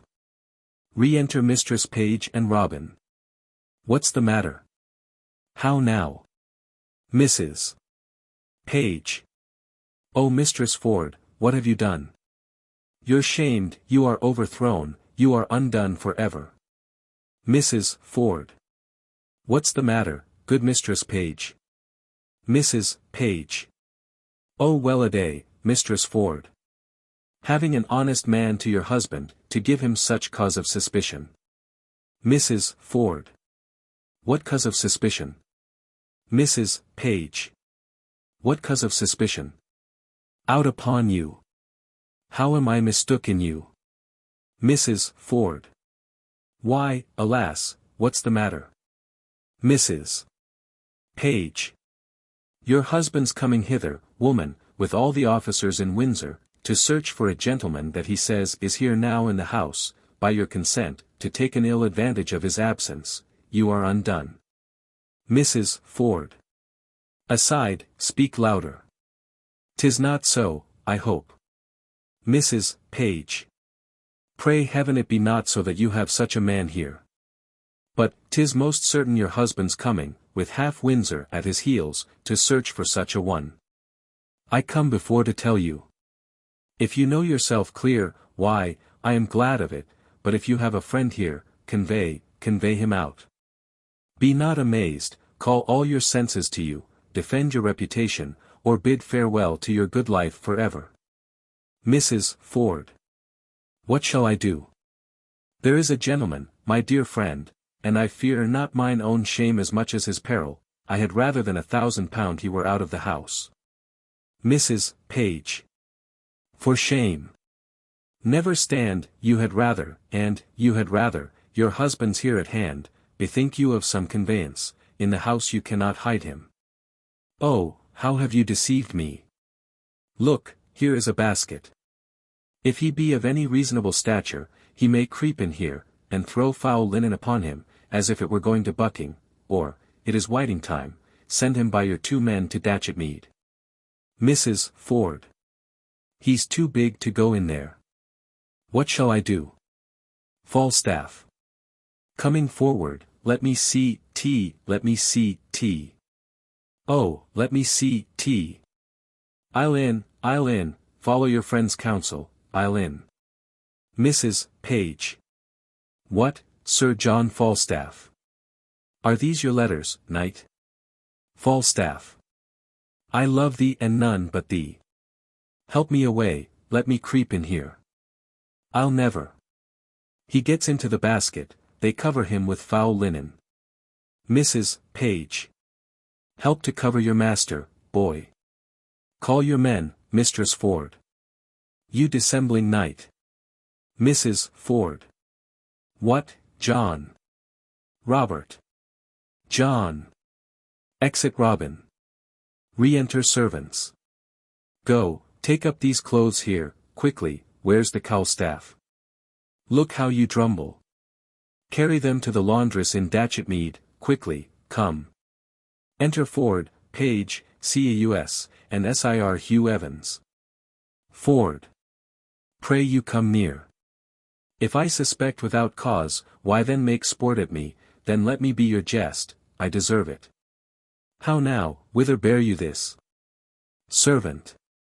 To the laundress, forsooth. Mrs. Ford. Why, what have you to do whither they bear it? You were best meddle with buckwashing. Ford. Buck. I would I could wash myself of the buck. Buck, buck, buck. I, buck, I warrant you, buck, and of the season too, it shall appear. Exeunt servants with the basket. Gentlemen, I have dreamed tonight, I'll tell you my dream. Here be my keys, ascend my chambers, search, seek, find out. I'll warrant we'll unkennel the fox. Let me stop this way first. Locking the door, so, now uncape. Page. Good Master Ford, be contented, you wrong yourself too much.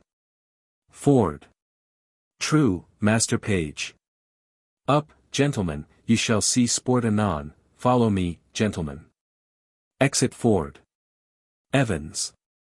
This is fairy fantastical humours and jealousies. Caius. By gar, 'tis no the fashion of France, it is not jealous in France. Page. Nay, follow him, gentlemen, see the issue of his search. Exeunt Evans, Page, and Caius. Mrs. Page. Is there not a double excellency in this? Mrs. Ford. I know not which pleases me better, that my husband is deceived, or Sir John. Mrs. Page. What a taking was he in when your husband asked who was in the basket? Mrs. Ford. I am half afraid he will have need of washing. So throwing him into the water will do him a benefit. Mrs. Page. Hang him, dishonest rascal. I would all of the same strain were in the same distress. Mrs. Ford. I think my husband hath some special suspicion of Falstaff's being here, for I never saw him so gross in his jealousy till now. Mrs. Page. I will lay a plot to try that, and we will yet have more tricks with Falstaff, his dissolute disease will scarce obey this medicine. Mrs. Ford. Shall we send that foolish carrion, mistress quickly, to him, and excuse his throwing into the water, and give him another hope, to betray him to another punishment? Mrs. Page. We will do it. Let him be sent for tomorrow 8 o'clock, to have amends. Re-enter Ford, Page, Caius, and Sir Hugh Evans. Ford. I cannot find him, maybe the knave bragged of that he could not compass. Mrs. Page. Aside to Miss Ford, heard you that? Mrs. Ford. Aside to Miss Page, peace. You use me well, Master Ford, do you? Ford. I do so. Mrs. Ford. Heaven make you better than your thoughts. Ford. Amen. Mrs. Page. You do yourself mighty wrong, Master Ford. Ford. I must bear it. Evans. If there be any potty in the house, and in the chambers, and in the coffers, and in the presses, heaven forgive my sins at the day of judgment. Cus. Begar, nor I too, there is no bodies. Page. Fie, Master Ford, are you not ashamed? What spirit, what devil suggests this imagination? I would not hawk your distemper in this kind for the wealth of Windsor Castle. Ford. 'Tis my fault, Master Page, I suffer for it. Evans. You suffer for a pad conscience. Your wife is as honest a omons as I will desires among 5,500 too. Cus. By gar, I see 'tis an honest woman. Ford. Well, I promised you a dinner. Come, walk in the park, I pray you pardon me. I will hereafter make known to you why I have done this. Come, wife, come, Mistress Page, I pray you pardon me, pray heartily, pardon me. Page. Let's go in, gentlemen, but, trust me, we'll mock him. I do invite you tomorrow morning to my house to breakfast, after, we'll birding together, I have a fine hawk for the bush. Shall it be so? Ford. Anything. Evans. If there is one, I shall make two in the company. Cus. If there be one or two, I shall make the third. Ford. Pray you go, Master Page. Evans. I pray you now, remembrance tomorrow on the lousy knave, mine host. Cus. Dad is good, by gar, with all my heart. Evans. A lousy knave. To have his gibes and his mockeries. Exeunt. Scene 4. A room in Page's house. Enter Fenton, and Page, and Mistress Quickly. Mistress Quickly stands apart. Fenton. I see I cannot get thy father's love. Therefore no more turn me to him, sweet Nan. Anne. Alas! How then? Fenton. Why, thou must be thyself. He doth object, I am too great of birth. And that my state being galled with my expense. I seek to heal it only by his wealth. Besides these, other bars he lays before me. My riots past, my wild societies. And tells me 'tis a thing impossible. I should love thee but as a property. Anne. Maybe he tells you true. Fenton. No, heaven so speed me in my time to come. Albeit I will confess thy father's wealth was the first motive that I wooed thee, Anne. Yet, wooing thee, I found thee of more value than stamps in gold, or sums in sealed bags. And 'tis the very riches of thyself that now I aim at. Anne. Gentle Master Fenton. Yet seek my father's love, still seek it, sir. If opportunity and humblest suit cannot attain it, why then, hark you hither. They converse apart. Enter Shallow, Slender, and Mistress Quickly. Shallow. Break their talk, Mistress Quickly, my kinsman shall speak for himself. Slender. I'll make a shaft or a bolt on T. Slid, 'tis but venturing. Shallow. Be not dismayed. Slender. No, she shall not dismay me. I care not for that, but that I am afeard. Quickly. Hark ye, Master Slender would speak a word with you. Anne. I come to him. Aside, this is my father's choice. Oh, what a world of vile ill-favored faults. Looks handsome in £300 a year.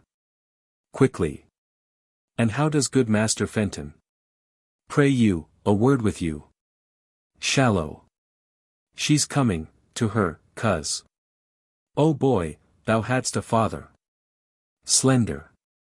I had a father, Mistress Anne, my uncle can tell you good jests of him. Pray you, uncle, tell Mistress Anne the jest how my father stole 2 geese out of a pen, good uncle. Shallow. Mistress Anne, my cousin loves you.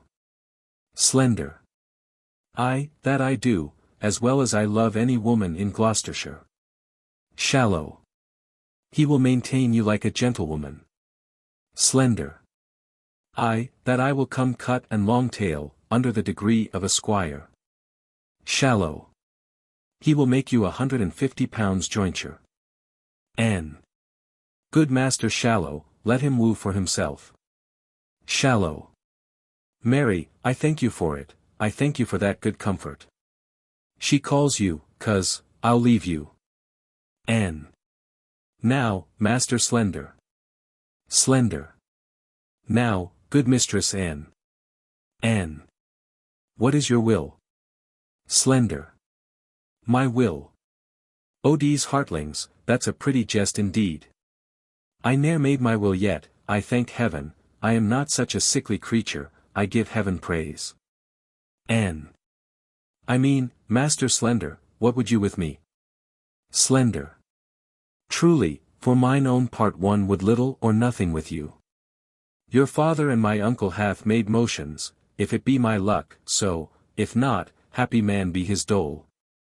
They can tell you how things go better than I can. You may ask your father, here he comes. Enter Page and Mistress Page. Page. Now, Master Slender, love him, daughter Anne. Why, how now?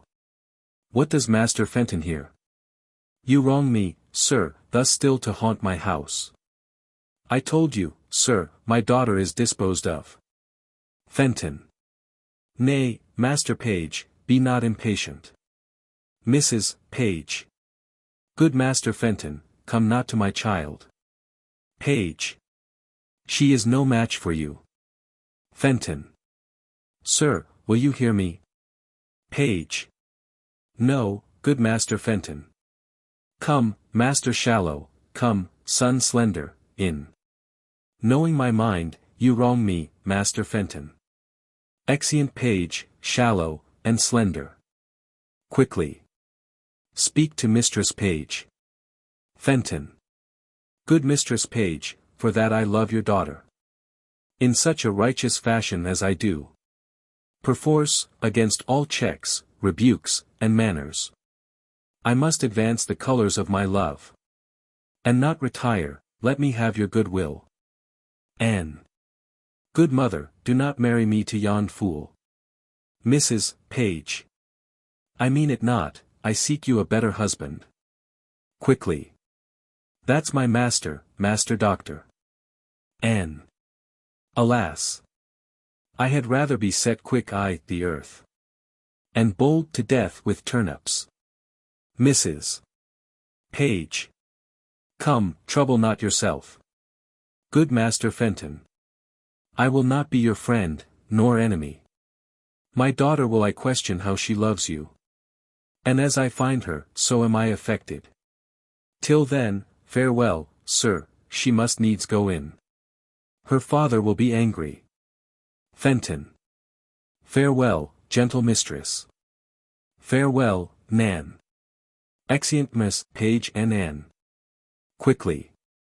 This is my doing now, nay, said I, will you cast away your child on a fool, and a physician? Look on Master Fenton. This is my doing. Fenton. I thank thee, and I pray thee, once tonight. Give my sweet Nan this ring. There's for thy pains. Quickly. Now heaven send thee good fortune. Exit Fenton. A kind heart he hath. A woman would run through fire and water for such a kind heart. But yet I would my master had Mistress Anne, or I would Master Slender had her, or, in sooth, I would Master Fenton had her. I will do what I can for them all three, for so I have promised, and I'll be as good as my word, but speciously for Master Fenton.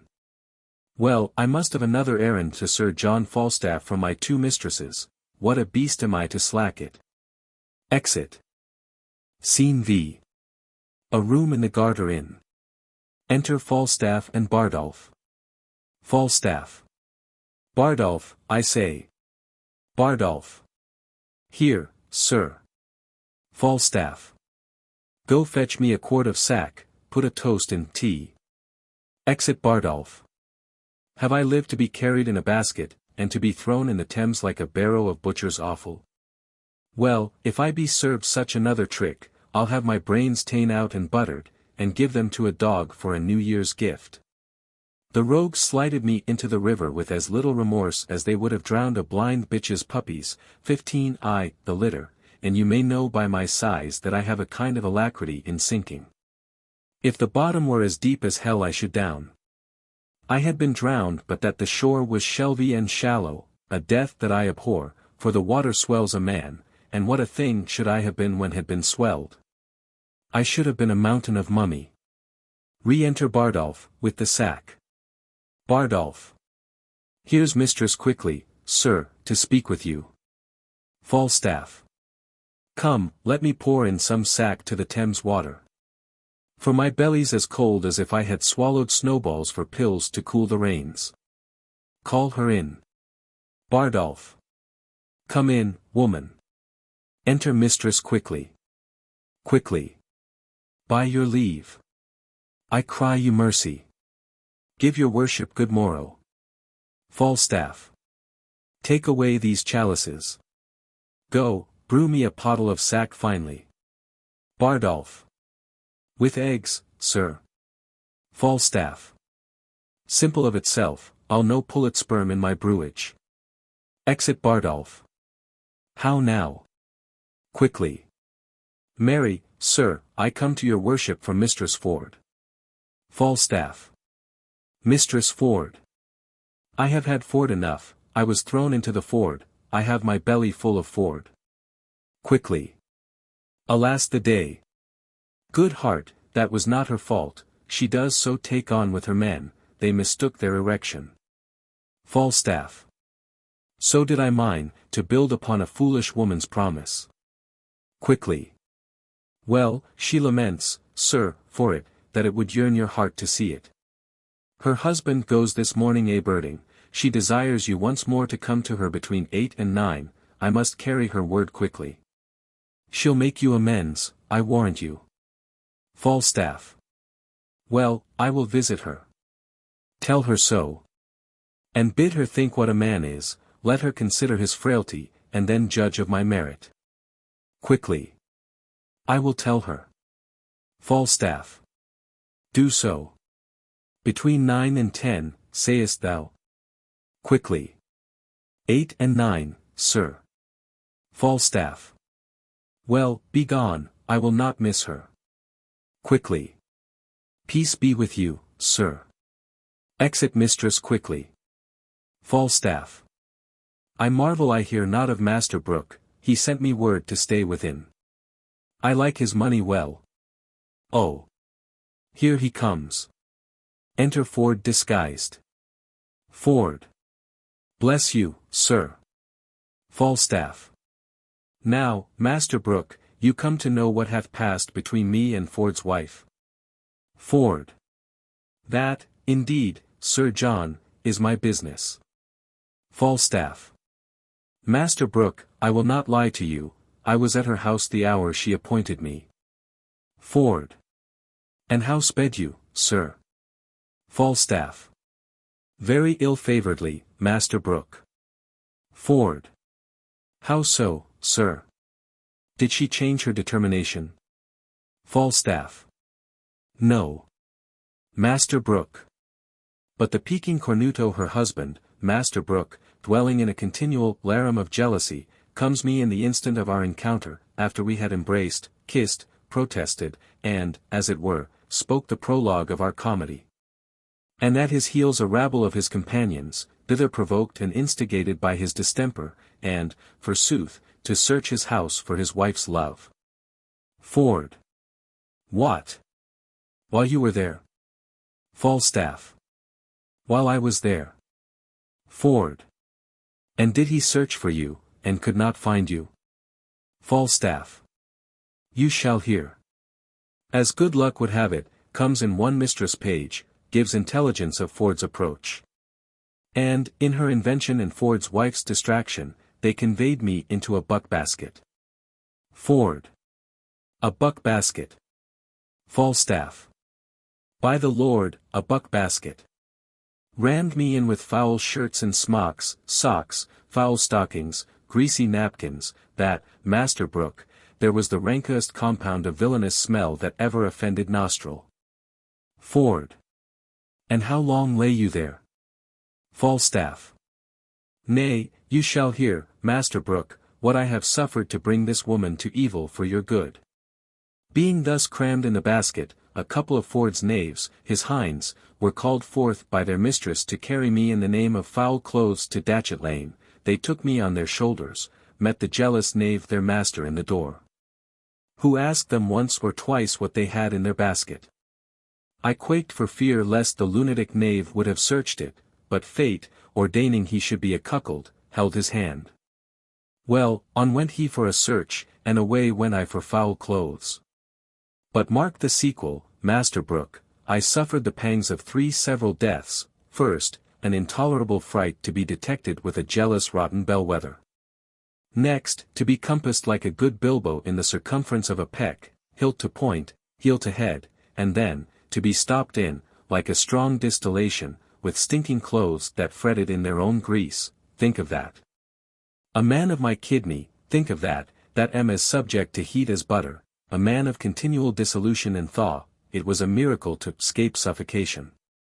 And in the height of this bath, when I was more than half stewed in grease, like a Dutch dish, to be thrown into the Thames, and cooled, glowing hot, in that surge, like a horseshoe, think of that, hissing hot, think of that, Master Brook. Ford. In good sadness, sir, I am sorry that for my sake you have suffered all this. My suit, then, is desperate, you'll undertake her no more. Falstaff. Master Brook, I will be thrown into Etna, as I have been into Thames, ere I will leave her thus. Her husband is this morning gone a-birding, I have received from her another embassy of meeting. 'Twixt 8 and 9 is the hour, Master Brook. Ford. 'Tis past 8 already, sir. Falstaff. Is it? I will then address me to my appointment. Come to me at your convenient leisure, and you shall know how I speed, and the conclusion shall be crowned with your enjoying her. Adieu. You shall have her, Master Brook, you shall cuckold Ford. Exit Falstaff. Ford. Hum. Ha. Is this a vision? Is this a dream? Do I sleep? Master Ford, awake, awake, Master Ford. There's a hole made in your best coat, Master Ford. This 'tis to be married, this 'tis to have linen and buck-baskets. Well, I will proclaim myself what I am, I will now take the lecture, he is at my house.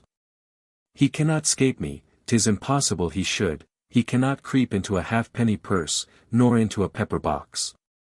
But, lest the devil that guides him should aid him, I will search impossible places. Though what I am I cannot avoid, yet to be what I would not, shall not make me tame. If I have horns to make one mad, let the proverb go with me, I'll be horn mad. Exit. Act 4. Scene I. The street. Enter Mistress Page, Mistress Quickly, and William. Mrs. Page. Is he at Master Ford's already, think'st thou? Quickly. Sure he is by this, or will be presently. But truly he is very courageous mad about his throwing into the water. Mistress Ford desires you to come suddenly. Mrs. Page. I'll be with her by and by, I'll but bring my young man here to school. Look where his master comes. 'Tis a playing day, I see. Enter Sir Hugh Evans. How now, Sir Hugh, no school today? Evans. No, Master Slender is let the boys leave to play. Quickly. Blessing of his heart. Mrs. Page. Sir Hugh, my husband says my son profits nothing in the world at his book, I pray you ask him some questions in his accidents. Evans. Come hither, William, hold up your head, come. Mrs. Page. Come on, sirrah, hold up your head. Answer your master, be not afraid. Evans. William, how many numbers is in nouns? William. 2. Quickly. Truly, I thought there had been one number more, because they say OD's nouns. Evans. Peace your tattlings. What is fair, William? William. Poulture. Quickly. Polecats. There are fairer things than polecats, sure. Evans. You are a very simplicity, Oman, I pray you, peace. What is lapis, William? William. A stone. Evans. And what is a stone, William? William. A pebble. Evans. No, it is lapis, I pray you remember in your praying. William. Lapis. Evans. That is a good William. What is he, William, that does lend articles? William. Articles are borrowed of the pronoun, and be thus declined, singularator, nominativo. Hic, hake, hoc. Evans. Nominativo, hig, hag, hog, pray you, mark, genitivo, hujus. Well, what is your accusative case? William. Accusativo, hink. Evans. I pray you, have your remembrance, child. Accusativo, hung, hang, hog. Quickly. Hang hog is Latin for bacon, I warrant you. Evans. Leave your prables, Oman. What is the vocative case, William? William. O vocativo, o. Evans. Remember, William, vocative is carrot. Quickly. And that's a good root. Evans. Oman, forbear. Mrs. Page. Peace. Evans. What is your genitive case plural, William? William. Genitive case. Evans. I. William. Genitive, horum, harem, horum. Quickly. Vengeance of Jenny's case, fie on her. Never name her, child, if she be a whore. Evans. For shame, Oman. Quickly. You do ill to teach the child such words. He teaches him to hick and to hack, which they'll do fast enough of themselves, and to call horum, fie upon you. Evans. Oman, art thou lunatics? Hast thou no understandings for thy cases, and the numbers of the genders? Thou art as foolish Christian creatures as I would desires. Mrs. Page. Prithee, hold thy peace. Evans. Show me now, William, some declensions of your pronouns. William. Forsooth, I have forgot. Evans. It is ca, que, quat, if you forget your cas, your quas, and your quats, you must be preaches. Go your ways and play, go. Mrs. Page. He is a better scholar than I thought he was. Evans. He is a good sprag memory. Farewell, Mistress Page. Mrs. Page. Adieu, good Sir Hugh. Exit Sir Hugh. Get you home, boy. Come, we stay too long. Exeunt. Scene 2. A room in Ford's house. Enter Falstaff and Mistress Ford. Falstaff. Mistress Ford, your sorrow hath eaten up my sufferance. I see you are obsequious in your love, and I profess requital to a hair's breadth. Not only, Mistress Ford, in the simple office of love, but in all the accoutrement, compliment, and ceremony of it. But are you sure of your husband now? Mrs. Ford. He's a birding, sweet Sir John. Mrs. Page. Within, what ho?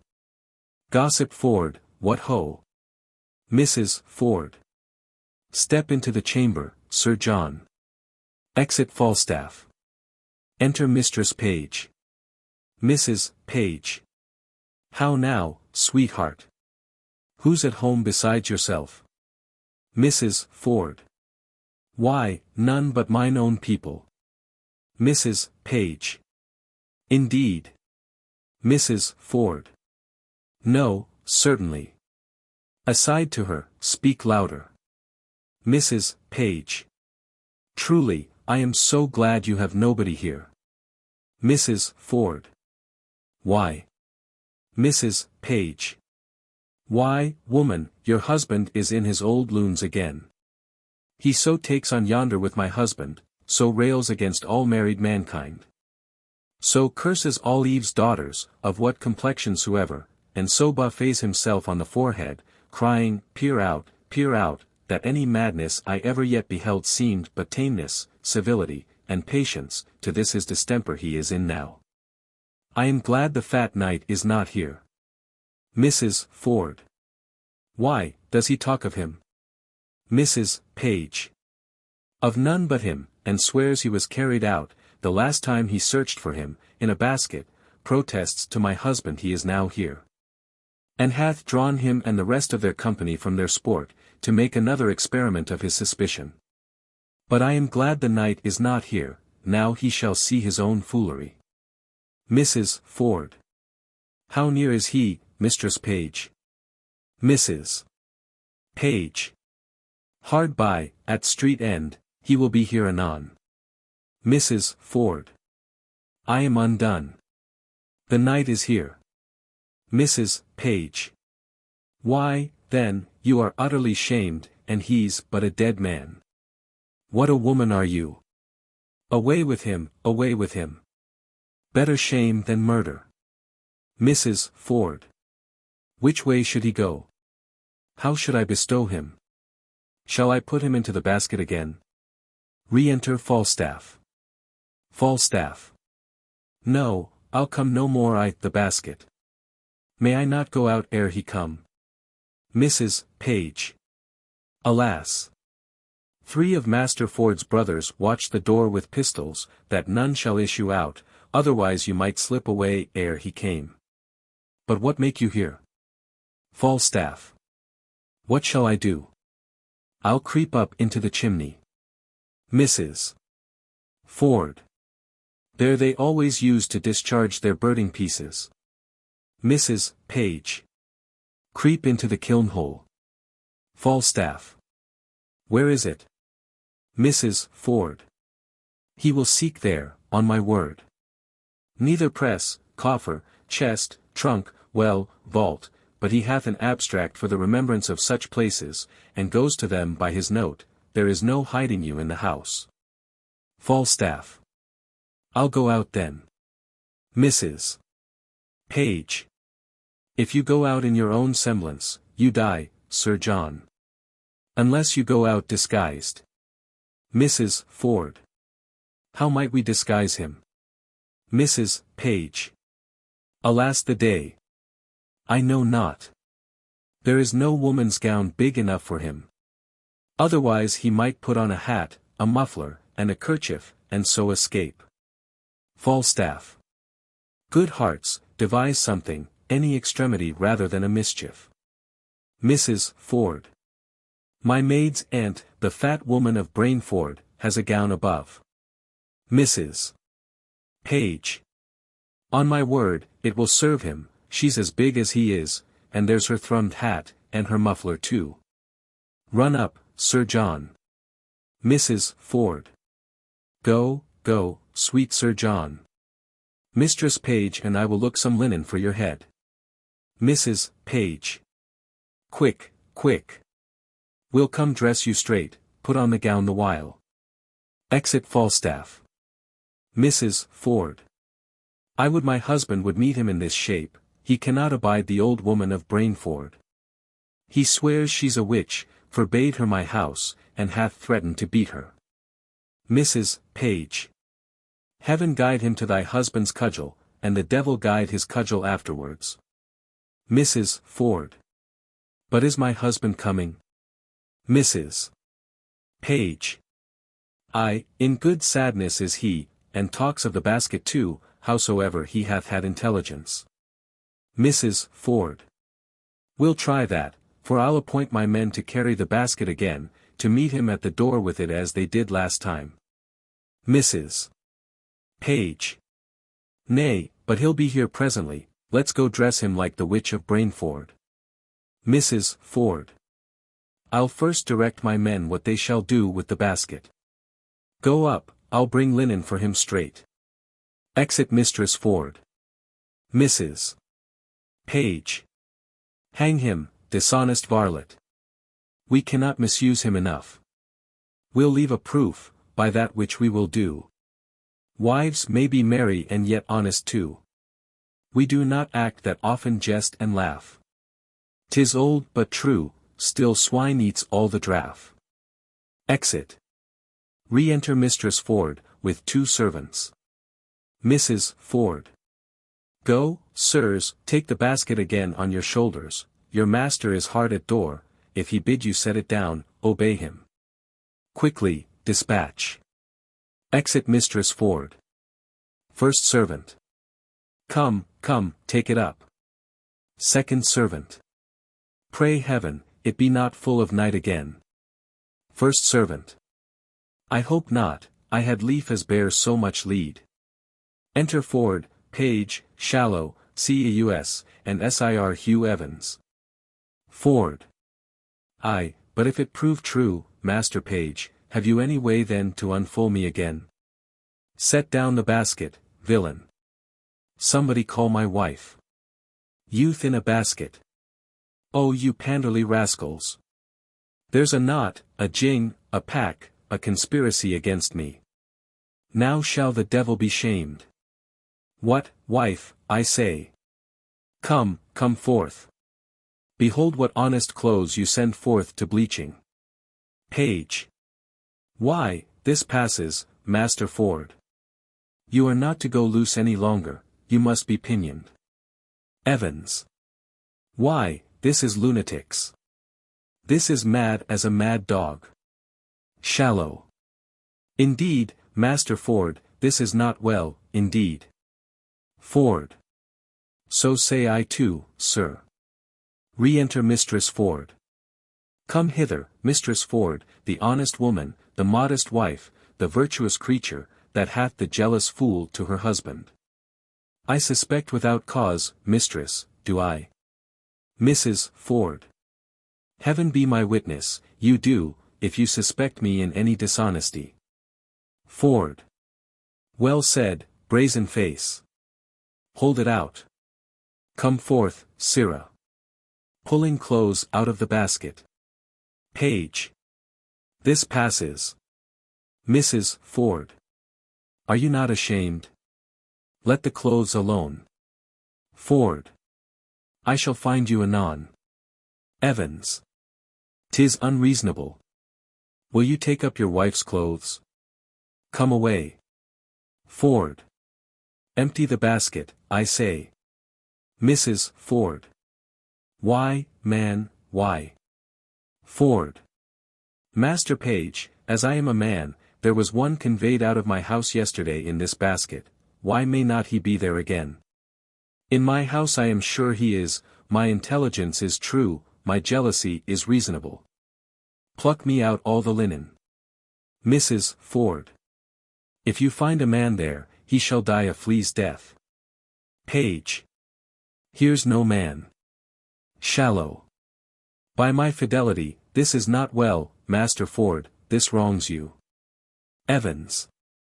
Master Ford, you must pray, and not follow the imaginations of your own heart, this is jealousies. Ford. Well, he's not here I seek for. Page. No, nor nowhere else but in your brain. Servants carry away the basket. Ford. Help to search my house this one time. If I find not what I seek, show no color for my extremity, let me forever be your table sport. Let them say of me, as jealous as Ford, that searched a hollow walnut for his wife's leman. Satisfy me once more search with me. Mrs. Ford. What, hoa, Mistress Page. Come you and the old woman down. My husband will come into the chamber. Ford. Old woman. What old woman's that? Mrs. Ford. Why, it is my maid's aunt of Brainford. Ford. A witch, a queen, an old cousining queen. Have I not forbid her my house? She comes of errands, does she? We are simple men, we do not know what's brought to pass under the profession of fortune-telling. She works by charms, by spells, by the figure, and such daubery as this is, beyond our element. We know nothing. Come down, you witch, you hag you. Come down, I say. Mrs. Ford. Nay, good sweet husband. Good gentleman, let him not strike the old woman. Re-enter Falstaff in woman's clothes, led by Mistress Page. Mrs. Page. Come, Mother Pratt, come, give me your hand. Ford. I'll prat her. Beats him. Out of my door, you witch, you rag, you baggage, you polecat, you ragnon. Out, out. I'll conjure you, I'll fortune tell you. Exit Falstaff. Mrs. Page. Are you not ashamed? I think you have killed the poor woman. Mrs. Ford. Nay, he will do it. 'Tis a goodly credit for you. Ford. Hang her, witch. Evans. By yan no, I think the oman is a witch indeed, I like not when a oman has a great beard, I spy a great beard under her muffler. Ford. Will you follow, gentlemen? I beseech you follow, see but the issue of my jealousy, if I cry out thus upon no trail, never trust me when I open again. Page. Let's obey his humor a little further. Come, gentlemen. Exeunt Ford, Page, Shallow, Caus, and Evans. Mrs. Page. Trust me, he beat him most pitifully. Mrs. Ford. Nay, by the mass, that he did not, he beat him most unpitifully methought. Mrs. Page. I'll have the cudgel hallowed and hung o'er the altar, it hath done meritorious service. Mrs. Ford. What think you? May we, with the warrant of womanhood and the witness of a good conscience, pursue him with any further revenge? Mrs. Page. The spirit of wantonness is sure scared out of him, if the devil have him not in fee simple, with fine and recovery, he will never, I think, in the way of waste, attempt us again. Mrs. Ford. Shall we tell our husbands how we have served him? Mrs. Page. Yes, by all means, if it be but to scrape the figures out of your husband's brains. If they can find in their hearts the poor unvirtuous fat knight shall be any further afflicted, we too will still be the ministers. Mrs. Ford. I'll warrant they'll have him publicly shamed, and methinks there would be no period to the jest, should he not be publicly shamed. Mrs. Page. Come, to the forge with it then, shape it. I would not have things cool. Exeunt. Scene 3.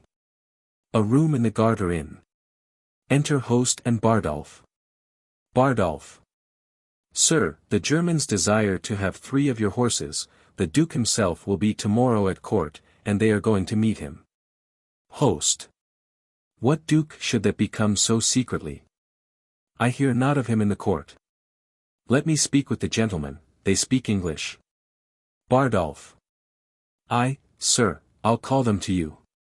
Host. They shall have my horses, but I'll make them pay. I'll sauce them, they have had my house a week at command, I have turned away my other guests. They must come off, I'll sauce them. Come. Exeunt. Scene 4. A room in Ford's house. Enter Page, Ford, Mistress Page, Mistress Ford, and Sir Hugh Evans. Evans. 'Tis one of the best discretions of a oman as ever I did look upon. Page.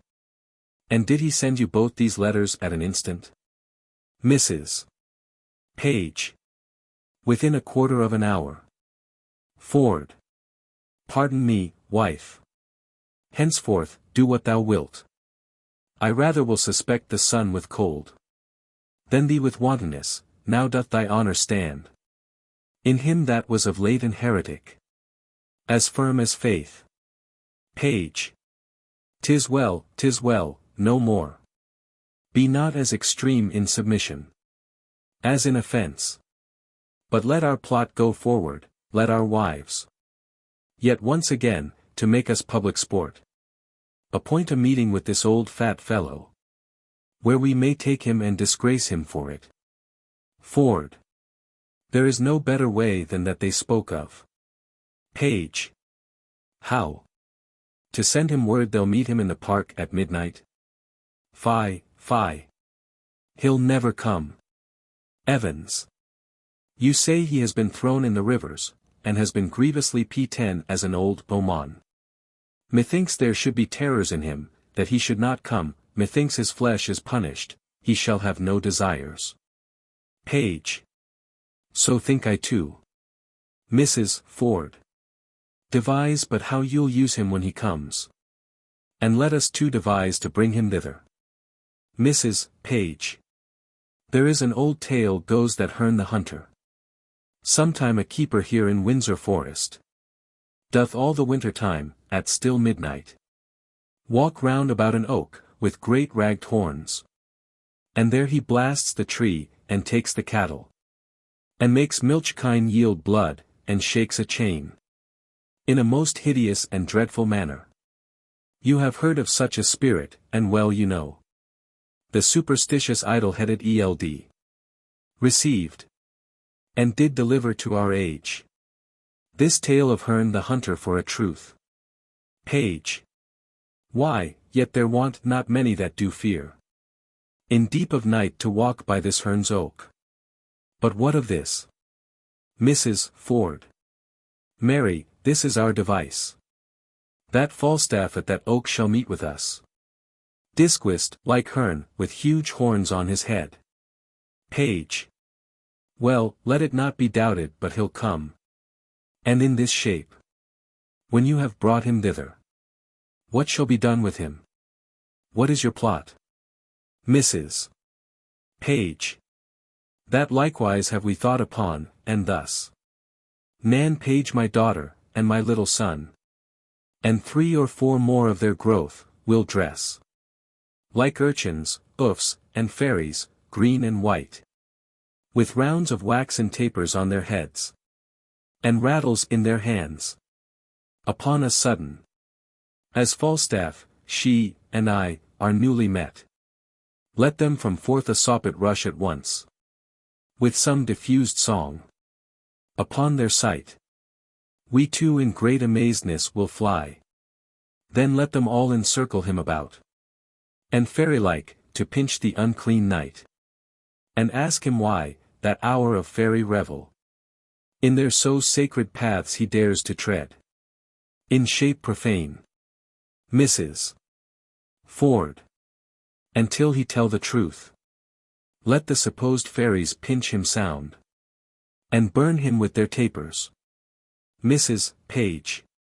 The truth being known, we'll all present ourselves, dishorn the spirit, and mock him home to Windsor.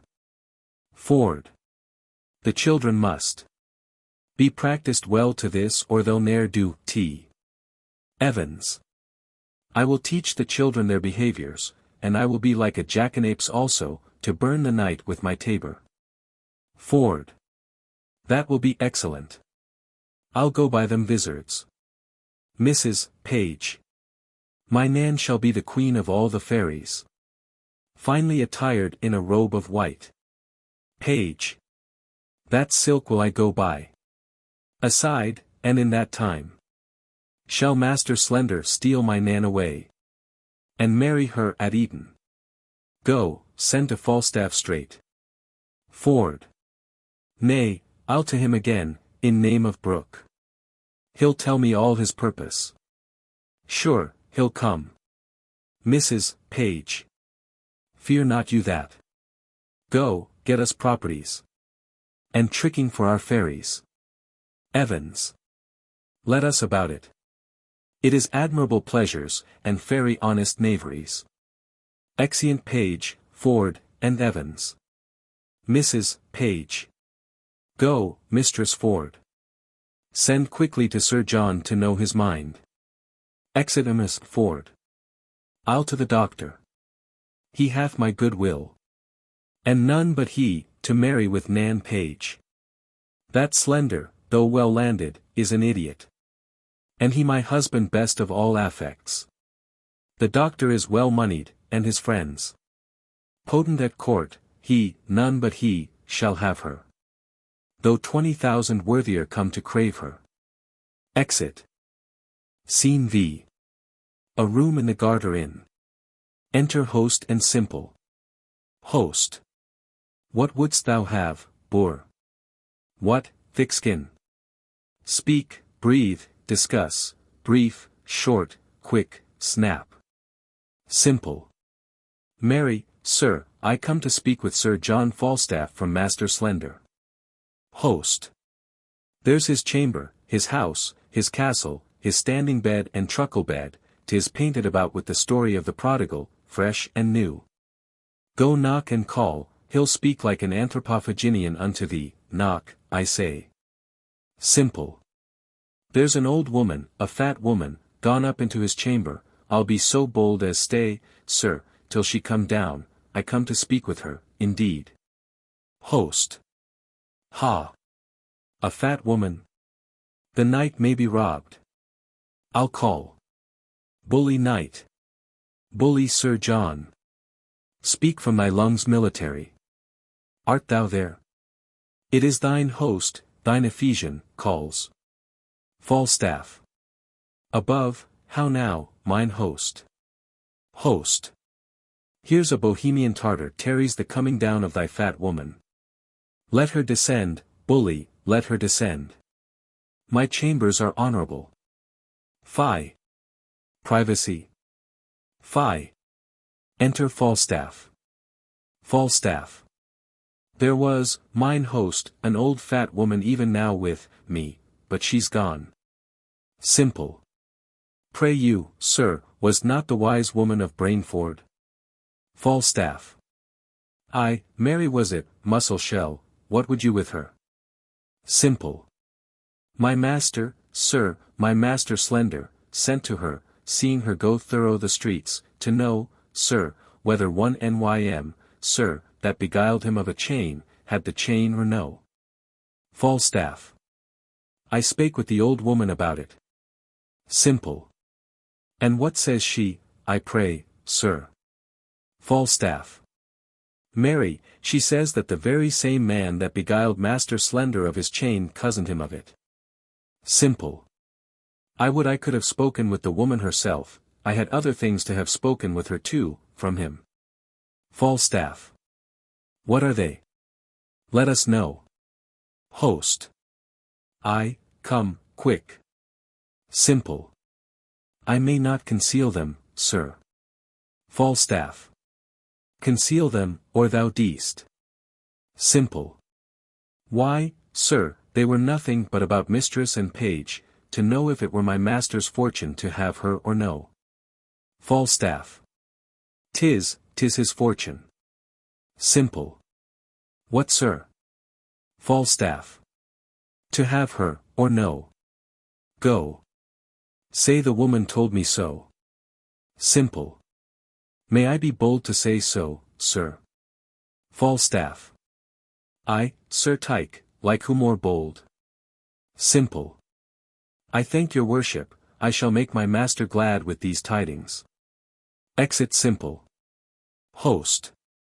Thou art clerkly, Sir John. Was there a wise woman with thee? Falstaff. Ay, that there was, mine host, one that hath taught me more wit than ever I learned before in my life. And I paid nothing for it neither, but was paid for my learning. Enter Bardolph. Bardolph. Out, alas, sir. Cousinage, mere cousinage. Host. Where be my horses? Speak well of them, Barletto. Bardolph. Run away, with the cousiners. For so soon as I came beyond Eton, they threw me off, from behind one of them, in a slough of mire, and set spurs and away, like 3 German devils, 3 Dr. Faustuses. Host. They are gone but to meet the Duke, villain, do not say they be fled. Germans are honest men. Enter Sir Hugh Evans. Evans. Where is mine host? Host. What is the matter, sir? Evans. Have a care of your entertainments. There is a friend of mine come to town tells me there is 3 cousin Germans that has cozened all the hosts of Reedens, of Maidenhead, of Colebrook, of horses and money. I tell you for goodwill, look you. You are wise, and full of jibes and vloutingstogs, and 'tis not convenient you should be cozened. Fare you well. Exit Evans. Enter Dr. Caius. Caius. Vir is mine host de Garter. Host. Here, Master Doctor, in perplexity in doubtful dilemma. Caius. I cannot tell that is dat, but it is telling me dat you make grand preparation for a Duke de Germany. By my trot, dear is no Duke that the court is no to come. I tell you for goodwill, adieu. Exit Dr. Caius. Host. Hue and cry, villain, go. Assist me, knight, I am undone. Fly, run, hue and cry, villain, I am undone. Exeunt host and Bardolph. Falstaff. I would all the world might be cozened, for I have been cozened and beaten too.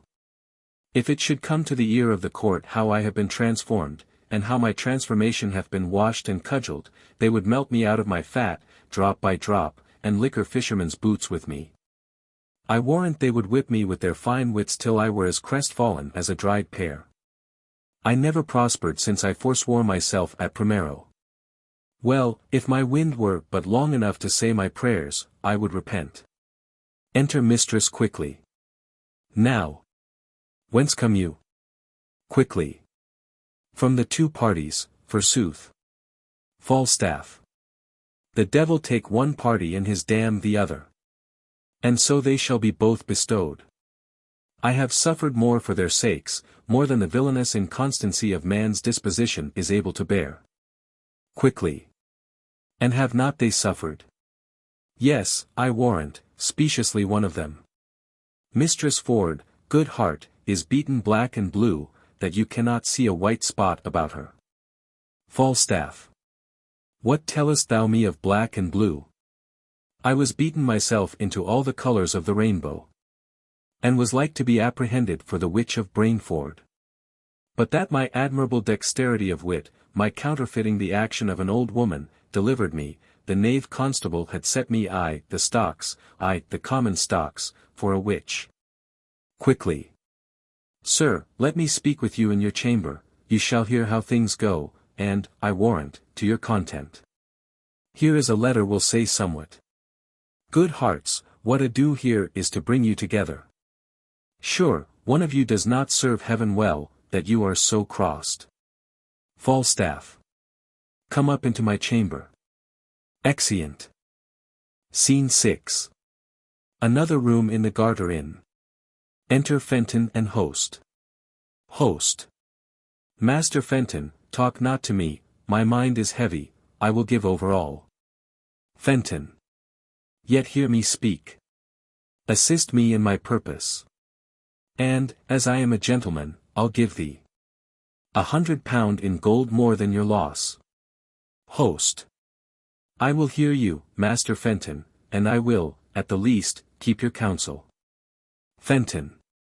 From time to time I have acquainted you with the dear love I bear to fair and page, who, mutually, hath answered my affection. So far forth as herself might be her chooser. Even to my wish.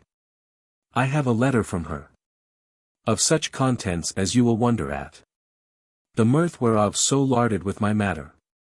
That neither, singly, can be manifested. Without the show of both. Wherein fat Falstaff hath a great scare, the image of the jest. I'll show you here at large. Hark, good mine host. Tonight at Herne's Oak, just 'twixt 12 and 1. Must my sweet Nan present the fairy queen. The purpose why is here, in which disguise. While other jests are something rank on foot. Her father hath commanded her to slip away with Slender, and with him at Eton. Immediately to marry. She hath consented. Now, sir. Her mother, even strong against that match. And firm for Dr. Caius, hath appointed. That he shall likewise shuffle her away. While other sports are tasking of their minds. And at the deanery, where a priest attends. Straight marry her, to this her mother's plot. She seemingly obedient likewise hath.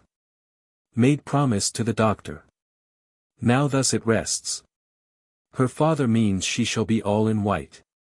And in that habit, when Slender sees his time. To take her by the hand and bid her go.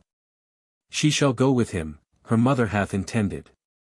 The better to denote her to the doctor. For they must all be masked and visored. That quaint in green she shall be loose and robbed. With ribbons pendant, flaring, bout her head. And when the doctor spies his vantage ripe. To pinch her by the hand, and, on that token. The maid hath given consent to go with him. Host. Which means she to deceive, father or mother. Fenton. Both, my good host, to go along with me. And here it rests, that you'll procure the vicar. To stay for me at church, 'twixt 12 and 1. And in the lawful name of marrying. To give our hearts united ceremony. Host. Well, husband your device, I'll to the vicar. Bring you the maid, ye shall not lack a priest. Fenton. So shall I evermore be bound to thee. Besides, I'll make a present recompense. Exeunt. Act V. Scene I. A room in the Garter Inn. Enter Falstaff and mistress quickly. Falstaff. Prithee, no more prattling, go, I'll hold. This is the third time, I hope good luck lies in odd numbers. Away. Go. They say there is divinity in odd numbers, either in nativity, chance, or death. Away. Quickly. I'll provide you a chain, and I'll do what I can to get you a pair of horns. Falstaff. Away, I say, time wears, hold up your head, and mince. Eximus quickly. Enter Ford. How now, Master Brook? Master Brook, the matter will be known tonight, or never. Be you in the park about midnight, at Herne's Oak, and you shall see wonders. Ford. Went you not to her yesterday, sir, as you told me you had appointed? Falstaff. I went to her, Master Brook, as you see, like a poor old man, but I came from her, Master Brook, like a poor old woman. That same knave Ford, her husband, hath the finest mad devil of jealousy in him, Master Brook, that ever governed frenzy. I will tell you, he beat me grievously in the shape of a woman. For in the shape of man, Master Brook, I fear not Goliath with a weaver's beam, because I know also life is a shuttle. I am in haste, go along with me, I'll tell you all, Master Brook. Since I plucked geese, played truant, and whipped top, I knew not what 'twas to be beaten till lately. Follow me, I'll tell you strange things of this knave Ford, on whom tonight I will be revenged, and I will deliver his wife into your hand. Follow. Strange things in hand, Master Brook. Follow. Exeunt. Scene 2. Windsor Park. Enter Page, Shallow, and Slender. Page. Come, come, we'll couch the castle ditch till we see the light of our fairies. Remember, son Slender, my daughter. Slender. I, forsooth. I have spoke with her, and we have a nay word how to know one another. I come to her in white and cry, mum, she cries, budget, and by that we know one another. Shallow. That's good too, but what needs either your mum or her budget? The white will decipher her well enough. It hath struck 10 o'clock. Page. The night is dark, light and spirits will become it well. Heaven prosper our sport. No man means evil but the devil, and we shall know him by his horns. Let's away. Follow me. Exeunt. Scene 3. The street in Windsor. Enter Mistress Page, Mistress Ford, and Dr. Caius. Mrs. Page. Master Doctor, my daughter is in green. When you see your time, take her by the hand, away with her to the deanery, and dispatch it quickly. Go before into the park, we two must go together. Caius. I know that I have to do, adieu. Mrs. Page. Fare you well, sir. Exit Caius.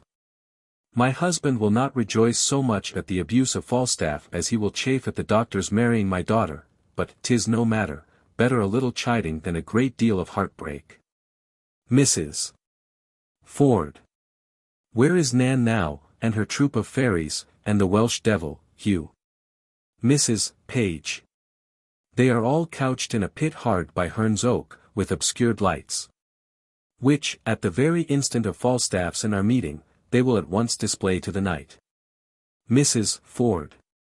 That cannot choose but amaze him. Mrs. Page. If he be not amazed, he will be mocked, if he be amazed, he will every way be mocked. Mrs. Ford. We'll betray him finely. Mrs. Page. Against such ludsters and their lechery. Those that betray them do no treachery. Mrs. Ford. The hour draws on, to the oak, to the oak. Exeunt. Scene 4. Windsor Park. Enter Sir Hugh Evans, disguised, with others as fairies. Evans. Trib, trib, fairies, come, and remember your parts. Be polled, I pray you, follow me into the pit, and when I give the watchwords, do as I bid you. Come, come, trib, trib. Exeunt. Scene V. Another part of the park. Enter Falstaff disguised as Herne with a buck's head on. Falstaff. The Windsor bell hath struck 12, the minute draws on. Now the hot-blooded gods assist me. Remember, Jove, thou wast a bull for thy Europa, love set on thy horns. O powerful love! That in some respects makes a beast a man, in some other a man a beast. You were also, Jupiter, a swan, for the love of Leda. O omnipotent love! How near the god drew to the complexion of a goose. A fault done first in the form of a beast, O Jove, a beastly fault. And then another fault in the semblance of a fowl, think on't, Jove, a foul fault. When gods have hot backs what shall poor men do? For me, I am here a Windsor stag, and the fattest, I think, the forest. Send me a cool rut time, Jove, or who can blame me to piss my tallow? Who comes here? My doe. Enter Mistress Ford and Mistress Page. Mrs. Ford. Sir John. Art thou there, my dear? My male dear. Falstaff. My doe with the black scut. Let the sky rain potatoes, let it thunder to the tune of Greensleeves. Hail kissing comfits and snow erringos, let there come a tempest of provocation, I will shelter me here. Embracing her. Mrs. Ford. Mistress Page is come with me, sweetheart. Falstaff. Divide me like a bribbed buck, each a haunch. I will keep my sides to myself, my shoulders for the fellow of this walk, and my horns I bequeath your husbands. Am I a woodman, ha? Speak I like Herne the hunter. Why, now is Cupid a child of conscience, he makes restitution. As I am a true spirit, welcome. Noise within. Mrs. Page. Alas! What noise? Mrs. Ford. Heaven forgive our sins. Falstaff. What should this be? Mrs. Ford. Away, away. Mrs. Page. Away, away. They run off. Falstaff. I think the devil will not have me damned, lest the oil that's in me should set hell on fire, he would never else cross me thus.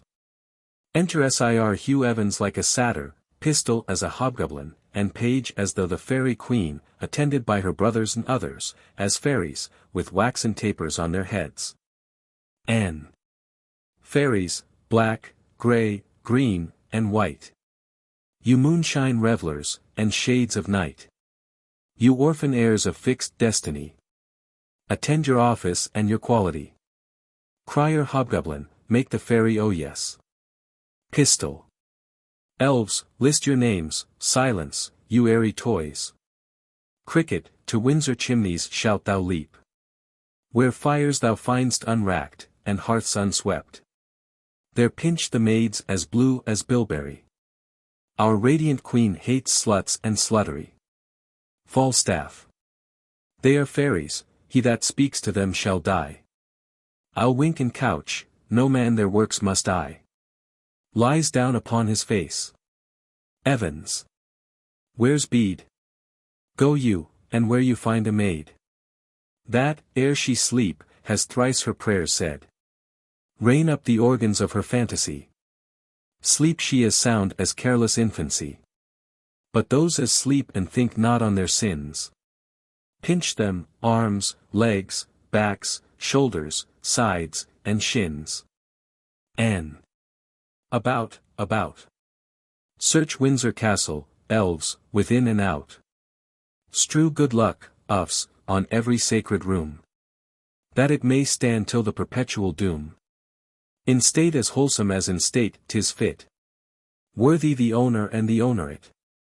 The several chairs of order look you scour. With juice of balm and every precious flower. Each fair installment, coat, and several crest. With loyal blazon, evermore be blessed. And nightly, meadow fairies, look you sing. Like to the Garter's compass, in a ring. The expressure that it bears, green let it be. More fertile fresh than all the field to see. And, honi soit kamal y pence, right. In emerald tufts, flowers purple, blue and white. Like sapphire, pearl, and rich embroidery. Buckled below fair knighthood's bending knee. Fairies use flowers for their charactery. Away. Disperse. But, till 'tis 1 o'clock. Our dance of custom round about the oak.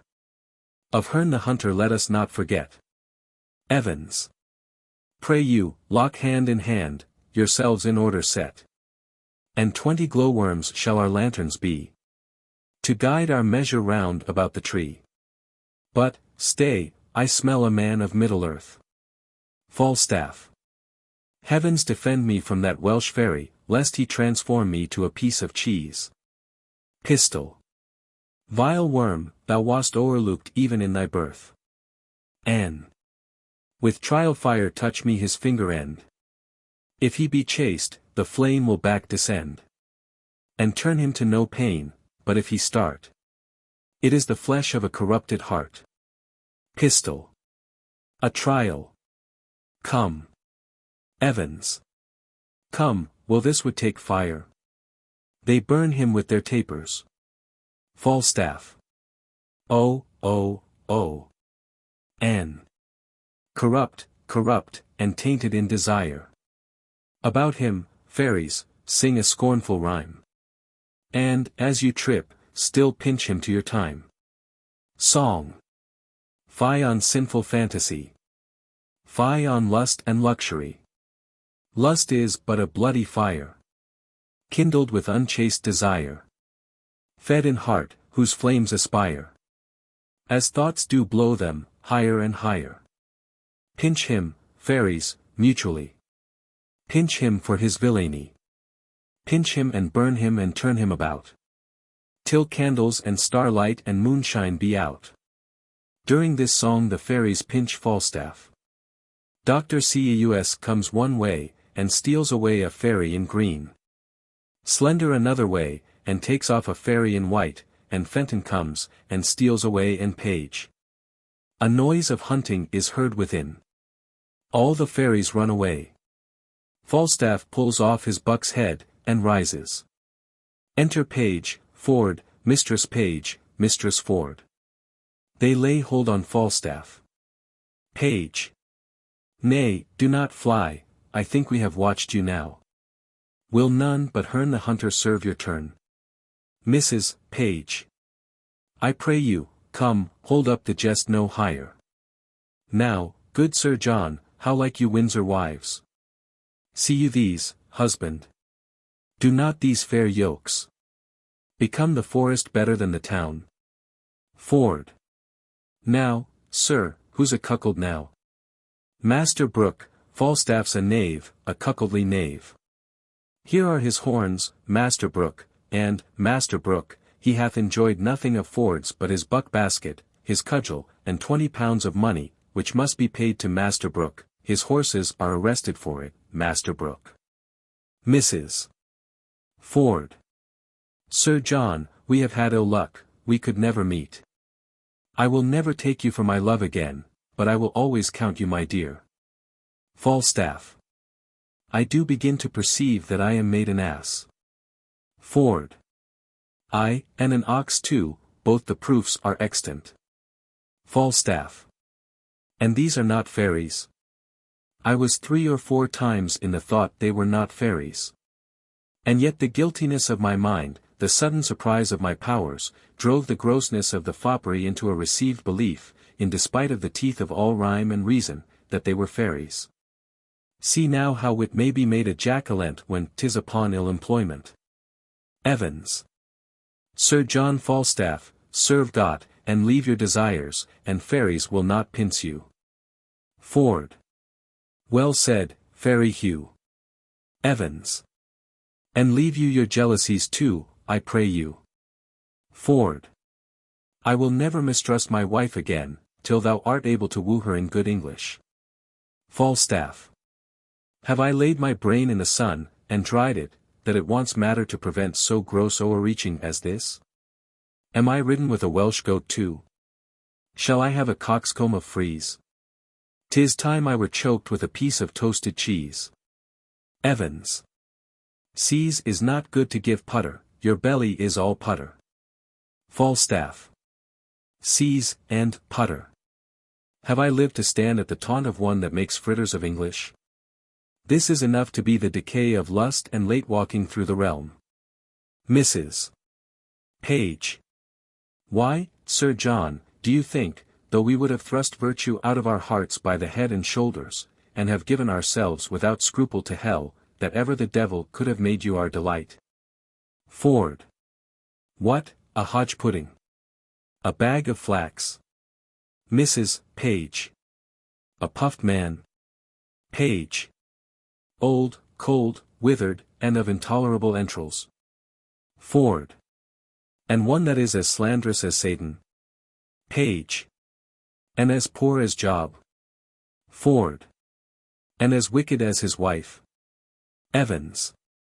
And given to fornications, and to taverns, and sack and wine, and metheglins, and to drinkings and swearings and starings, pribbles and prabbles. Falstaff. Well, I am your theme, you have the start of me, I am dejected. I am not able to answer the Welsh flannel. Ignorance itself is a plummet o'er me, use me as you will. Ford. Marry, sir, we'll bring you to Windsor, to one Master Brook, that you have cousin of money, to whom you should have been a pander, over and above that you have suffered, I think to repay that money will be a biting affliction. Mrs. Ford. Nay, husband, let that go to make amends. Forget that sum, so we'll all be friends. Ford. Well, here's my hand, all is forgiven at last. Page. Yet be cheerful, knight, thou shalt eat a posset tonight at my house. Where I will desire thee to laugh at my wife, that now laughs at thee. Tell her, Master Slender hath married her daughter. Mrs. Page. Aside, doctors doubt that, if Anne Page be my daughter, she is, by this, Dr. Caius' wife. Enter Slender. Slender. Whoa, ho. Ho. Father Page. Page. Son, how now? How now, son? Have you dispatched? Slender. Dispatched. I'll make the best in Gloucestershire no aunt, would I were hanged, la, else. Page. Of what, son? Slender. I came yonder at Eton to marry Mistress Anne Page, and she's a great lubberly boy. If it had not been I, the church, I would have swinged him, or he should have swinged me. If I did not think it had been Anne Page, would I might never stir. And 'tis a postmaster's boy. Page. Upon my life, then, you took the wrong. Slender. What need you tell me that? I think so, when I took a boy for a girl. If I had been married to him, for all he was in woman's apparel, I would not have had him. Page. Why, this is your own folly. Did not I tell you how you should know my daughter by her garments? Slender. I went to her in white and cried, Mum, and she cried, Budget, as Anne and I had appointed, and yet it was not Anne, but a postmaster's boy. Evans. Jeshu. Master Slender, cannot you see put merry poise? Page. Oh, I am vexed at heart, what shall I do? Mrs. Page. Good George, be not angry, I knew of your purpose, turn my daughter into green, and, indeed, she is now with the doctor at the deanery, and they're married. Enter Dr. Caius. Caius. Vir is Mistress Page. By gar, I am cozened, I have married un garçon, a boy, un paysan, by gar, a boy, it is not un page, by gar, I am cozened. Mrs. Page. Why, did you take her in green? Cus.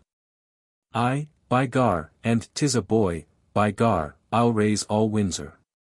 Exit Dr. Cus. Ford. This is strange. Who hath got the right Anne? Page. My heart misgives me, here comes Master Fenton.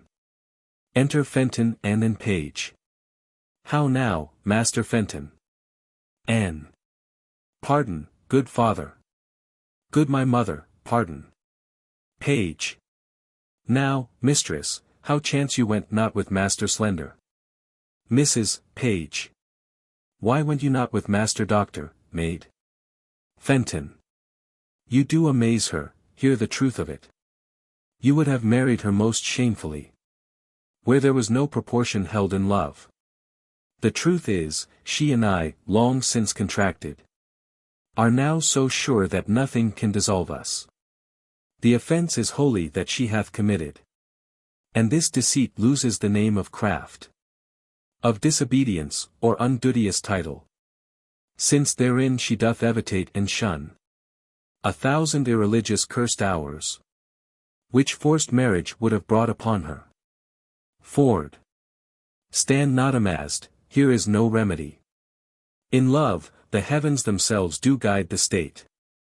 Money buys lands, and wives are sold by fate. Falstaff. I am glad, though you have ta'en a special stand to strike at me, that your arrow hath glanced. Page. Well, what remedy? Fenton, heaven give thee joy. What cannot be eschewed must be embracked. Falstaff. When night dogs run, all sorts of deer are chased. Mrs. Page. Well, I will muse no further. Master Fenton. Heaven give you many, many merry days. Good husband, let us every one go home, and laugh this sport o'er by a country fire. Sir John and all.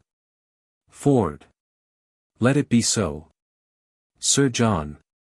To Master Brook you yet shall hold your word. For he, tonight, shall lie with Mistress Ford. The end.